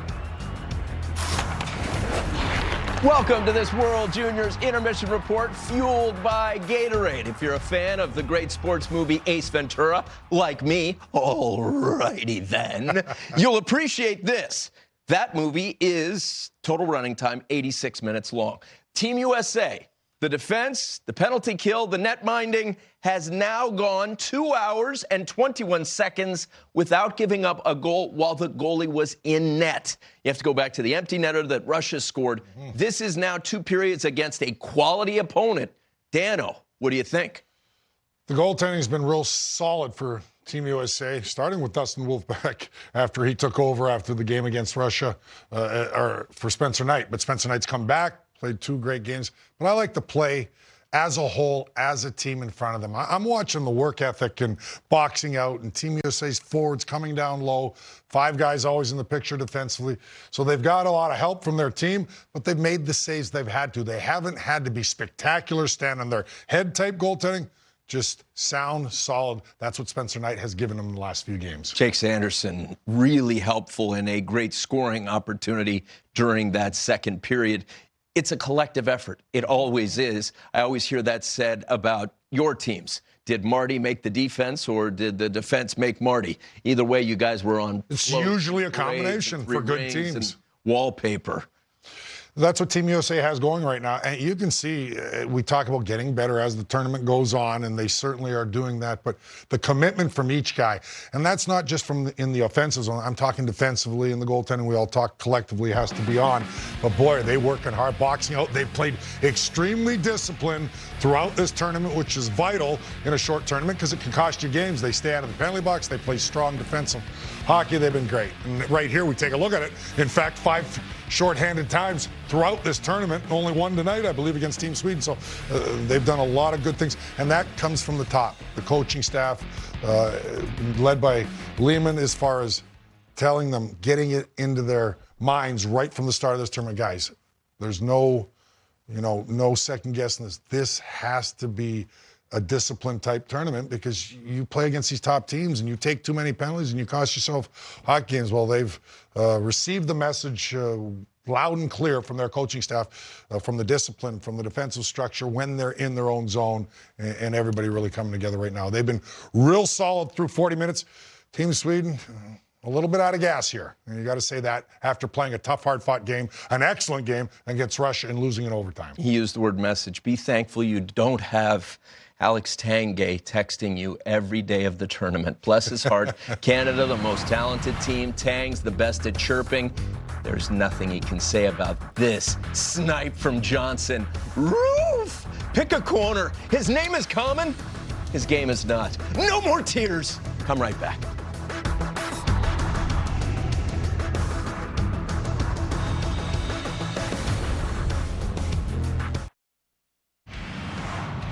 Welcome back to the intermission report. Through 2 periods, it's Team USA with a 4-0 lead. And this little twirl, whirl, and score gets Turcotte off the schneid. Alex had yet to light the lamp. Not only did he do it, he did it in fine fashion. Some flair. Impressive. Let's hear right after this. Alex, when we talk to the coaches and ask them who's doing everything right, your name is one of the first that always comes up. What was it like out there today, cashing in finally at the World Juniors? Yeah, it was a pretty cool feeling. You watch this tournament as a kid, and to be able to score a goal, and it's pretty cool. And I'm happy to get out of the way and move forward. So it's nice to get it. You had 2 points last year. How's your game improved since then? Yeah, I think I'm just trying to do the little things and play the way the coaches want me to. Just work hard every shift, not worry about the goals and stuff like that. I know that stuff will come, so just playing hard and playing the right way, I think that's all I can control. Can you feel the team chemistry out there right now? Yeah, no, it's good. I think we could have been a little bit better there at the end of the second period, but we got the 4-goal lead, and we'll regroup and we'll be ready for the third. Best of luck. Thanks, Joe. Turcotte and Team USA with a 4-0 lead. The net minding has been very good from Spencer Knight. After the Russia debacle, he's been sharp. Come right back. Third period next. This intermission report is fueled by Gatorade. Nothing beats Gatorade. It is this simple. After this many games, as the round is ending, if the United States can hold on to this 4-0 lead and win in regulation, they finish atop Group B. And the best part of that would be that they would not have to face Canada until or if both teams reach the gold medal game. An OT or shootout win. Russia finishes first. Sweden needs some help to finish first. So let me ask you, Dano, 20 minutes on the clock, a 4-goal lead. I've heard the coach of Team USA talk about playing smart, keeping it wide, and having short, sharp, crisp passes. Help us as fans understand what to look for. Well, when you have a lead that the United States has right now after 2 periods, a 4-0 lead, you're going to play smart. You want good habits going into the next game. We keep talking about a short tournament here. You can't all of a sudden, because you're up 4-0, get careless. Try to beat somebody 1-on-2. If it's nothing there, you chip it in. You're going to play a little more conservative naturally. That doesn't mean sit back, but because you have a lead, it's managing the puck and making sure you're supporting each other. And you're right, short passes. You don't need to make that rink-wide pass where it's intercepted in the neutral zone, you give it out a number situation, just play the right way, play the game the right way. And from what I've seen from the United States is they have played the right way the last few games, and they're getting better and better. So they want to continue that in the third period, and the coaches are going to get on them. No shortcuts here. And, you know, some players want to try to do a little more and get involved in the offense. No, it's about team. It's about victory. It's about looking forward to the next game. And they're up 4-0 right now. Don't forget, Team Sweden, they get one, and they can, you know, smell blood in the water. And this is a team that's capable of scoring, but they have them completely flat right now. You want to keep it that way and continue to frustrate Sweden. Fellow USA hockey fans remember Ryan Poehling, the Natty Hattie. You can come back from a big third-period deficit. I want to ask you about Sweden mentally. These are young men, under 20 years old. They had that huge, long, epic winning streak snap, 13 years between losses. How about the fact that that might be impacting them? Just a touch of disappointment carrying over from the loss to Russia in overtime to this game. I think it's factored in this game, no question about it, right from the start of it, where Team USA had them on their heels. They were all over them. You give the United States a lot of credit because they've come in waves. They've been sound in their end. They just have given Team Sweden no time or space. Their goaltending wasn't great early on, and obviously they pulled their goalie later on in this hockey game.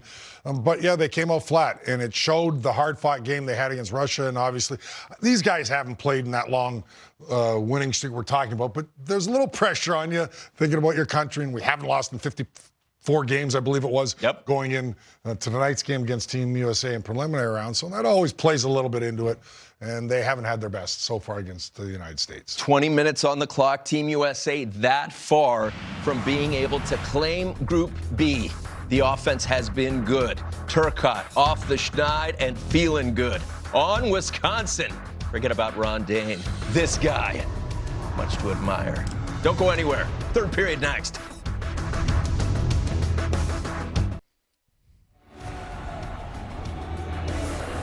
"20 minutes of regulation left in this hockey game. 35 minutes left in 2020. Welcome back to this World Junior Championship telecast on NHL Network, fueled by Gatorade with Dave Starman. I'm Steven Elson. Now, in the first intermission, we talked about the U.S. offense getting pucks to the net, or the U.S. as a whole getting pucks to the net. What about defensively in the second period? What have you seen? To me, it's been the really underrated part of their game tonight and over the last couple of games. And one of the reasons that they're blanking opponents are plays like this. Here's a good surf up and a good gap. It slows the rush down and allows the back check to get in. Slow the rush down, allow the cavalry to come back. Here's a second picture now. A little bit of a transition play. Sanderson gets back. It takes a good route to the puck and knocks it away all night long. I think the U.S., when defending the rush, their gaps have been good because backside pressure's been there. They've been able to deflect, delay, and destroy. We told you pregame, we'll tell you again now. Group B will be decided here in this final 20. If the score holds, the United States wins in regulation, #1 seed in Group B. If it goes to a shootout in overtime, because we have a quick icing, and the U.S. wins, they'll be second behind the Russians. And if Sweden roars back and wins this hockey game in any fashion, the U.S. will finish third and get Finland again in the quarterfinals, just like a year ago. Now, if you're the North American hockey fan, like I know you all are, if the U.S. finishes first in their pool and Canada finishes first in their pool, that does make their path to a collision a little bit easier. Canada did finish with the top spot in Group A, steamrolling the competition. Group B, regarded as the tougher group entering this tournament. It's played out that way. Remember after game one when they lost to the Russians, you and I were sitting here and we were like, hey, listen, it's one game, don't panic. Well, things happen. Some guys haven't played in a while. Goalie made a couple uncharacteristic mistakes. I mean, since then it's been lights out for the U.S. and I give a lot of credit to the coaching staff who were able to get their message across to the leadership group, and the leadership group has been able to carry that to the rest of the team, and that is stick with it. Held in off the draw, 30 seconds off the clock here in this third period. Wallstedt holds. Jesper Wallstedt did not start this game for Sweden. The 2021 draft prospect entered in the second after Hugo Alnefelt was pulled from the game. There's Trevor Zegras who is continuing to put up points. And what he and Turcotte are talking about is trying to set up that same idea of Turcotte with a little bit of a scramble. Zegras is on his off wing. It's the old Mike Bossy play that the Islanders used to pull off. Trottier would scramble, Bossy on his off wing will come streaking across and either rip it or move it back to a guy like Denny Potvin for a big shot.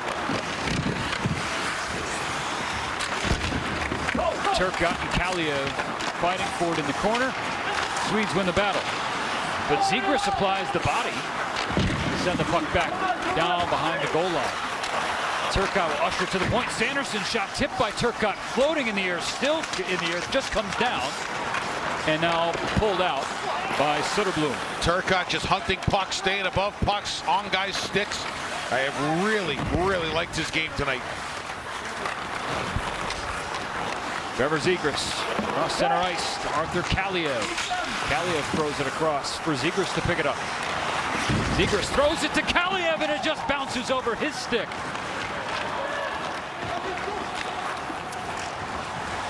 Johansson racing in. Pressured by Brian Johnson, who scored a goal earlier in this game for Team USA. Johnson, the son of Craig, who's now in player development for Los Angeles Kings. Team he played for in his National Hockey League career. Craig could really skate, couldn't he? Yep, and I'll tell you what, the other good skater on that staff is Dave Cruikshank, who's their skating coach, former Olympic speed skater. The Kings got a pretty good thing going on here in terms of staff and reloading on players. Oh, that system looks prime. Yep. 3 prospects on the USA Hockey roster, 1 playing for Team Sweden. Number 3 in yellow, Tobias Bjornfot. There's number 4, Emil Andrea. Has the puck taken from him. Thought there might be a tripping penalty. Instead, no. By the way, the Kings also have a tremendous college scout in Brooks Birch, who does a great job with NCAA free agency. Thrown in by Jackson Lapone. And all the way in. The tack back for Tyler Kleven. Kleven, a late add to the USA Hockey camp after they had some COVID-related dismissals and cuts. Wow, what work from Brendan Brisson, throwing it over to Colangelo. Puck got lost at his feet.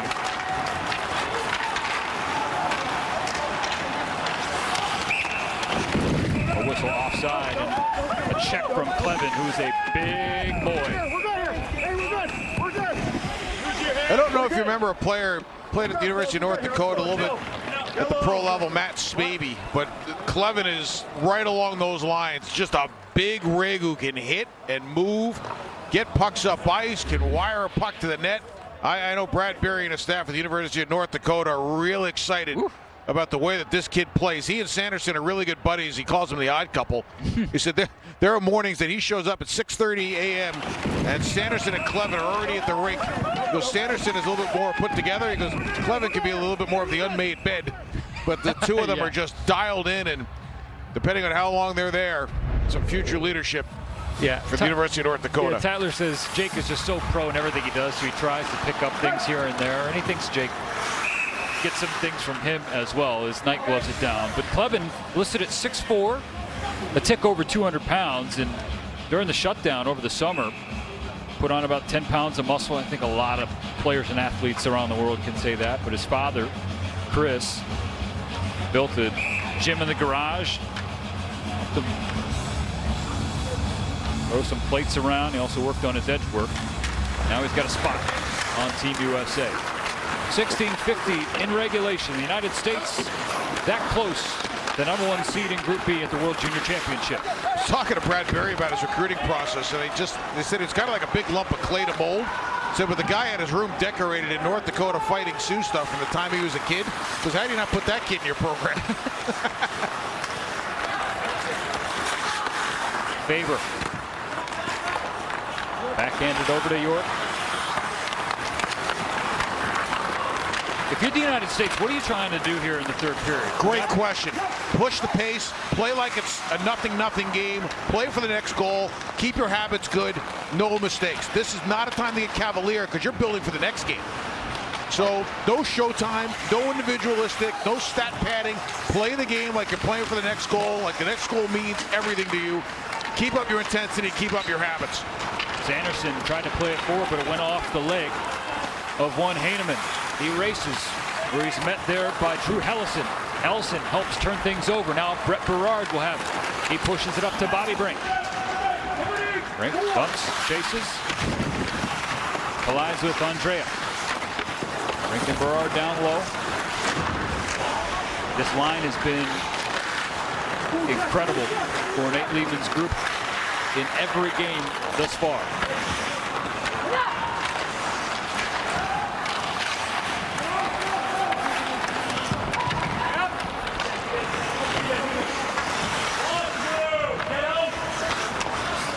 Now for Sweden. Again, 54 straight prelim wins before last night losing to Russia. So now the streak is over. As it's played forward, Colangelo to the net. Oh, has the puck stripped from him, but a shot steered away by Wallstedt. Oh, the bartender's at 4:38. We're getting ready to start pouring. Just missed. That was Brisson streaking in. Just off the bench, kicked ahead by Slager. He has Brisson behind him. Colangelo, back door. Here's Brisson, trying to fight his way through. Wallstedt plays it to Bjornfot.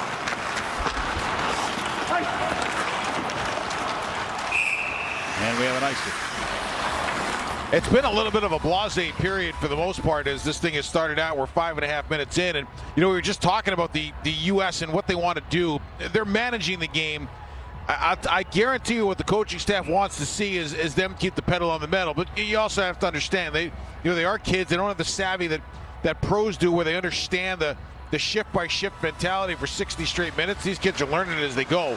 Clevin lets it go. Kick save by Wallstedt. But I know the coaches want them to keep their foot down and don't let the Swedes breathe, because that sets up everything that they're going to want to talk about as they go into Game 5 on January 2nd. There's Jackson Lacombe, second-round pick of the Anaheim Ducks 2 years ago. Chipped it off the glass. Matty Beniers fights for it. Beniers has it poked away by Wallstedt. And Boldy with the interception. That's what I'm talking about. A little pickpocket, a great play near the line defensively to extend offense, keep the play in, and they have really kept the Swedes in check here. And that's one player, Philip Broberg, who came into this tournament with high hopes, and he has been quiet tonight. 4-0 Team USA. We'll be right back. As we welcome you back, we want to remind you that ShopUSAHockey.com, that is the official online store of USA Hockey, and it is your source for the latest line of apparel. Jerseys, outerwear, toques, hats, stickers, anything you want, you find there, and you'll be able to proudly cheer on the red, white, blue. ShopUSAHockey.com. When you do these tournaments, sometimes you hear from people you haven't heard from in a while. I just got a text from Tom Ward, who was the assistant coach of our team in 2010 in Saskatoon, won the gold medal. What a great coach, great guy. Nice to hear from him, and it's amazing who you hear from as these tournaments go on and how you get to reconnect with old friends. Oh, no question. Get involved in the broadcast. We watched Lucas Raymond work around the net of Spencer Knight.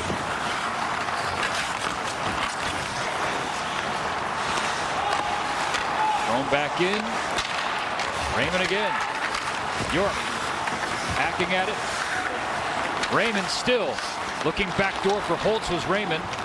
Pass was intercepted by Zegras, who flipped it ahead, and the United States will go for a change. Not that people are superstitious, but I used to talk to Tom. It was the last guy I talked to before every game. The one game we didn't talk was the game before Canada New Year's Eve. The U.S. lost. So 6 of the 7 where we talked, and he was the last person to talk to, they won. Is that that's superstitions right there. I was going to say, is that your roundabout way of taking credit for that gold medal? No, but he should take some credit. He and that staff did a great job with Dean Blaze and Marco Siki. Wonderful staff. Brendan Brisson took a tumble, but he's back up as the puck is flipped in to the neutral zone.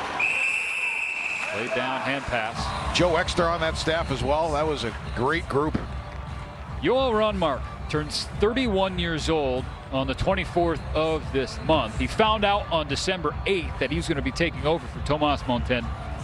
He's been an assistant for Team Sweden in this tournament the last 2 years, but Montaigne, Lundberg, Andersson, Langen, 4 coaches tested positive or were ruled close contacts and could not travel to Canada at all, so they're doing their coaching duties remotely.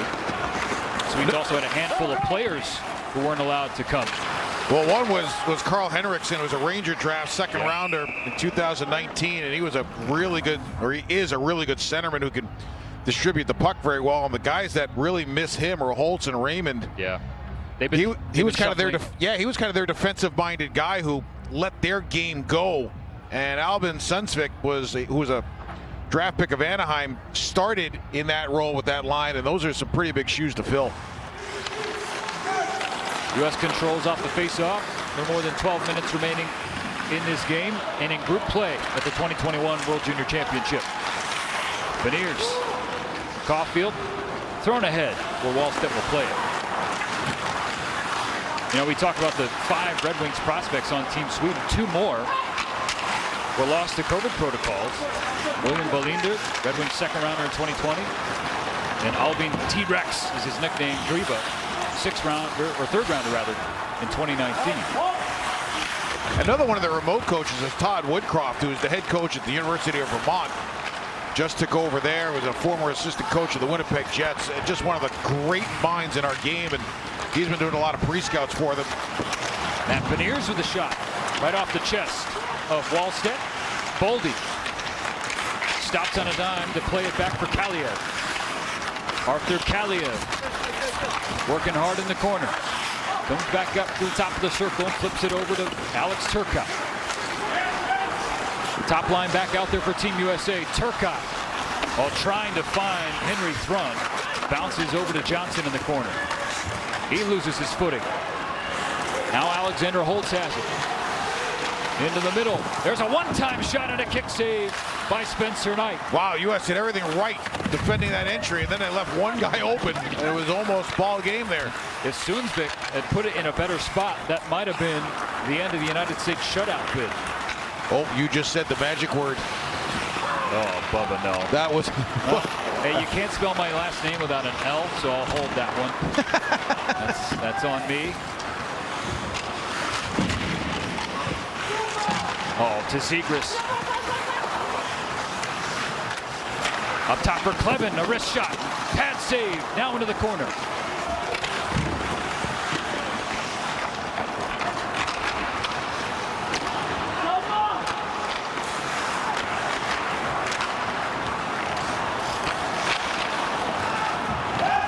Bounces over everybody's stick. Clevin.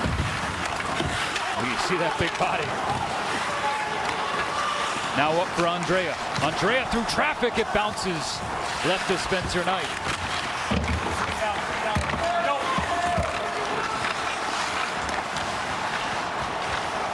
Hedstrom holds. Hedstrom fires off a stick and out of play, allowing us to take a breather, grab a beverage and a snack. We're coming right back.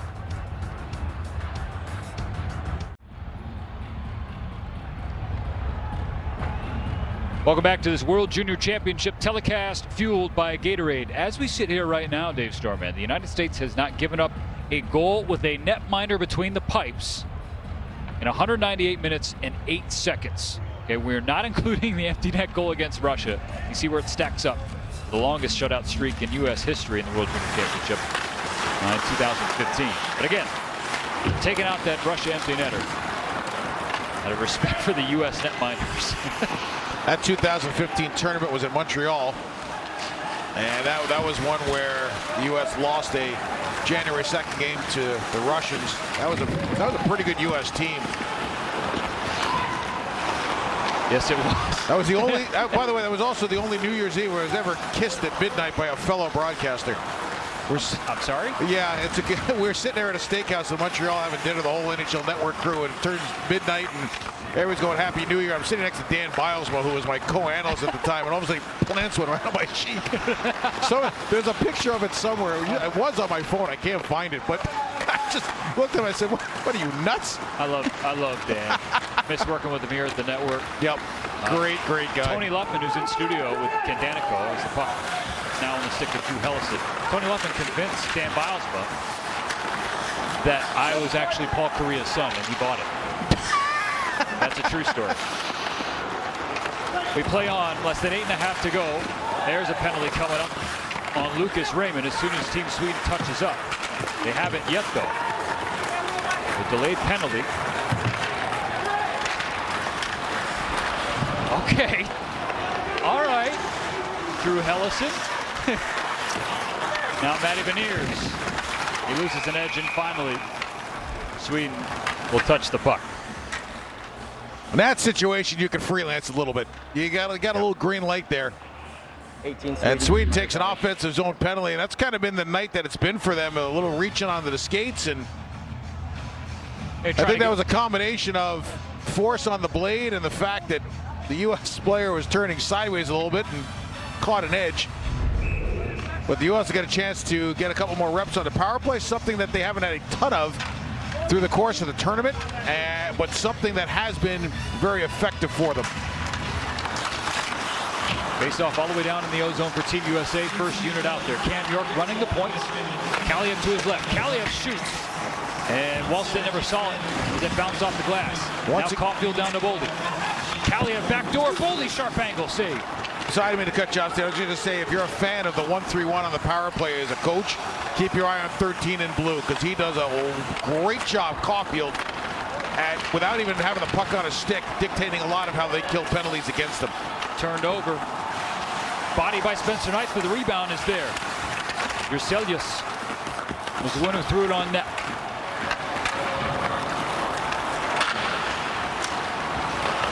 Cam York has the puck taken from him by Niebeck.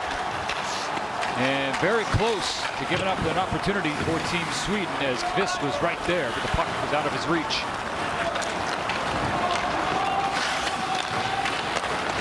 Minute has gone by in the power play. Caulfield to Kaliev. He drops it for York. York pushes it over to Zegras. Now to Boldy. Back to Zegras. Zegras sees Kaliev to Caulfield. Caulfield's shot was blocked. Zegras has it again. Tried to sauce it to York, and it's taken away. U.S.'s gas needs a change, but a long shift for them. Zegras is still out there, though. Bobby Brink, part of the second unit, is on. Zegras heads to the bench. We saw the shot that Caulfield got. To me, he's one of the better players in the NCAA, and being able to get shots off with people on him. And for a smaller player, that bodes really well when he gets up to the next level. Brisson, Turcotte, drop pass to Jake Sanderson. Sanderson shoots through traffic, but it never got through, said traffic. Turnover in the slot. A shot from Bobby Brink is blocked. Now to the far side for a slap shot. That shot is blocked. Still loose in front. A scramble for it, and it's pushed out into neutral ice. Back at even strength, the 2-on-1 for Sweden. Across, a shot, and that one goes wide. Raymond just out of the box. Holtz picks it up. Andre at the line. Raymond working his backhand. The Soderstrom to his backhand. His shot never got through. Held in by Lucas Raymond. Holtz. Pass out of the reach of Andrea. Now behind the net for Niederbach. It's pulled out by Colangelo, who flips it forward. Did not clear the zone.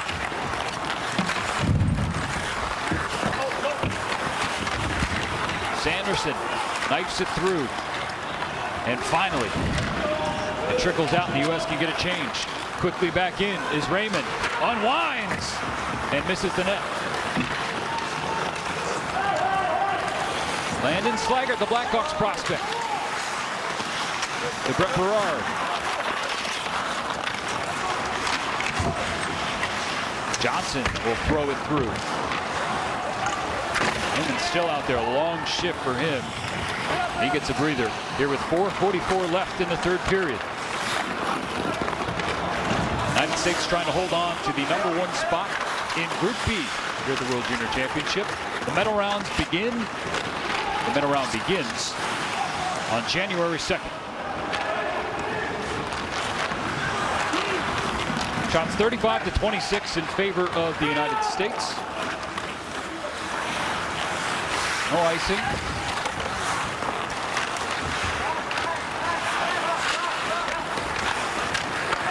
Be a little strange tomorrow, January 1st, no Winter Classic.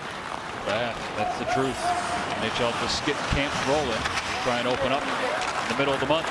Right now, this is the only show in Hockey's Town. Not to be confused with Hockey Town, as that shot from Holmstrom finds the seats in Edmonton. Do they have a miracle in them? Find out when we come back. ICYMI. That means in case you missed it, Dave Starman. In case you missed it, we got some cool and exclusive items that are waiting for your bid in the Raise the Flag auction. The auction site, it's active right now, so get in on the bidding at usahockeyfoundation.com. All the proceeds are going to help support preparations for the Olympics and Paralympics in 2022. So usahockeyfoundation.com is the auction site. Final 4 minutes of the prelims at the 2021 World Junior Hockey Championships in Edmonton. With Dave Starman in our NHL Network studios in New Jersey, I'm Stephen Elson. Jill Savage is embedded with USA Hockey on site, providing the ringside interviews. Johnson comes into the zone, uncorking one was Farinacci. But hit a body and went wide. Now Brendan Brisson will flip it ahead.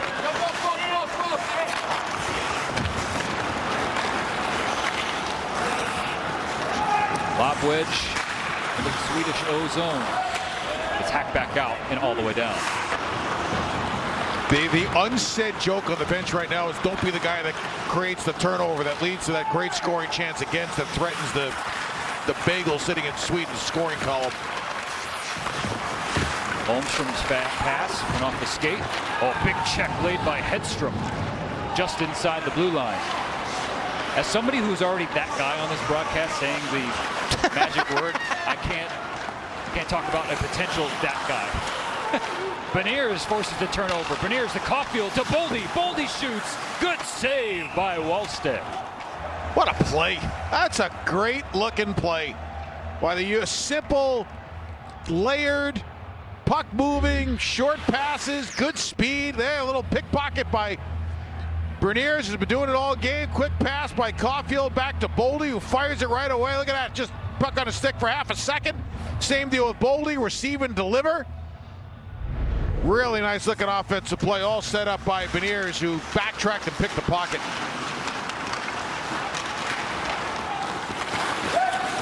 Good work from Team USA to generate that chance.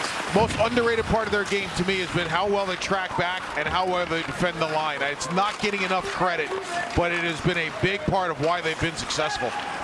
Kaliev gets his stick in the lane. Kaliev will dance through. 1-on-3, finally pressured off of him.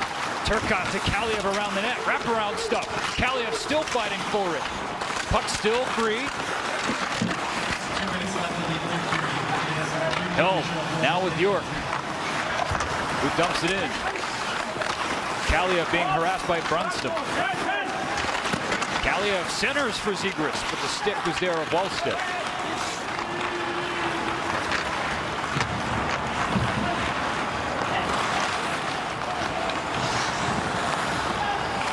Our coordinating producer tonight, Justin White. This game produced by Ryan Sullivan, a.k.a. Sully. Alan Moy in the director's chair again. Ryan Sales, our associate director. Big game, James Lipscomb, our statistician and researcher, and Evan Mubel, producing graphics for us tonight. You members of our top-notch NHL Network crew working this New Year's Eve. 5 minutes until the new year. 1 minute and 10 seconds until the end of this hockey game. And while we get a quick second, just a happy and safe 2021 to all our viewers out there who love this great game. Even the Neanderthals in our mentions. We appreciate you as well. Here's Brendan Brisson. Last 60 seconds of regulation time. Farinacci spun around.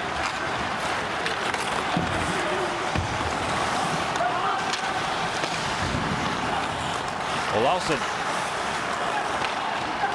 Bounces to the stick of Sundqvist. The Ducks prospect fires it at Spencer Knight, who holds on to cover with 34 and 3/10 seconds left. So the U.S. will regroup, get a day off, and start to think about their January 2nd matchup. Look at the 50-50. That was always the fun part of being on site. Yo, what? For these things is the 50-50s. How is that even possible with nobody there? It's all online. Oh. You have to live in Alberta to do it.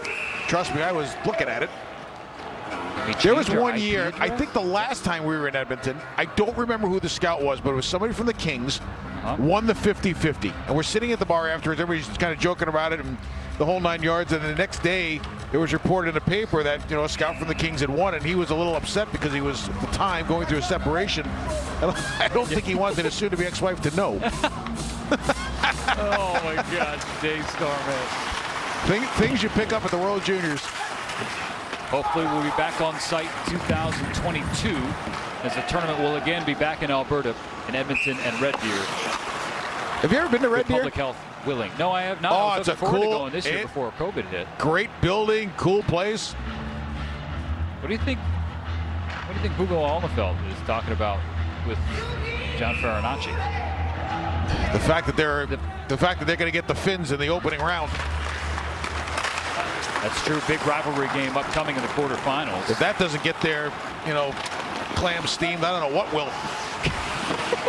Nothing. Final 5 seconds will expire in the preliminary round at the 2021 World Junior Championship. As the horn sounds, the U.S. is the #1 seed in Group B. And for the 6th time since group play format began at the World Juniors in 1996, the red, white, and blue is #1 in prelims. Well, look how far this group came from game 1. They lose to the Russians. A lot of reaction and overreaction going on. Spencer Knight is a tough game. Everybody's wondering if there's a goaltending controversy. They're going to have to make a change. He has solidified his game, as everybody who has been around Hockey East knew he would. And the U.S. now looks like a really formidable opponent to anybody that they're going to run into going into the medal round. Of each team is and with that, we go to Edmonton for the players of the game economy and the and national management anthem, organization for Edmonton. Each winner will be awarded with a custom wallet from local maker Close General Leather Company. Recipients will receive their award after they exit the ice. The best player of Team Sweden est le numéro 16, number 16, Theodor Niederbach.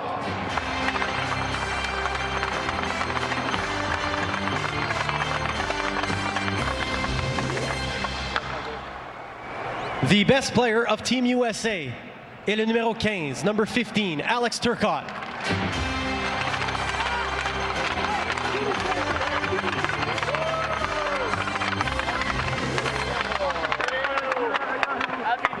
Et maintenant, pour l'hymne national, for the national anthem of Team USA.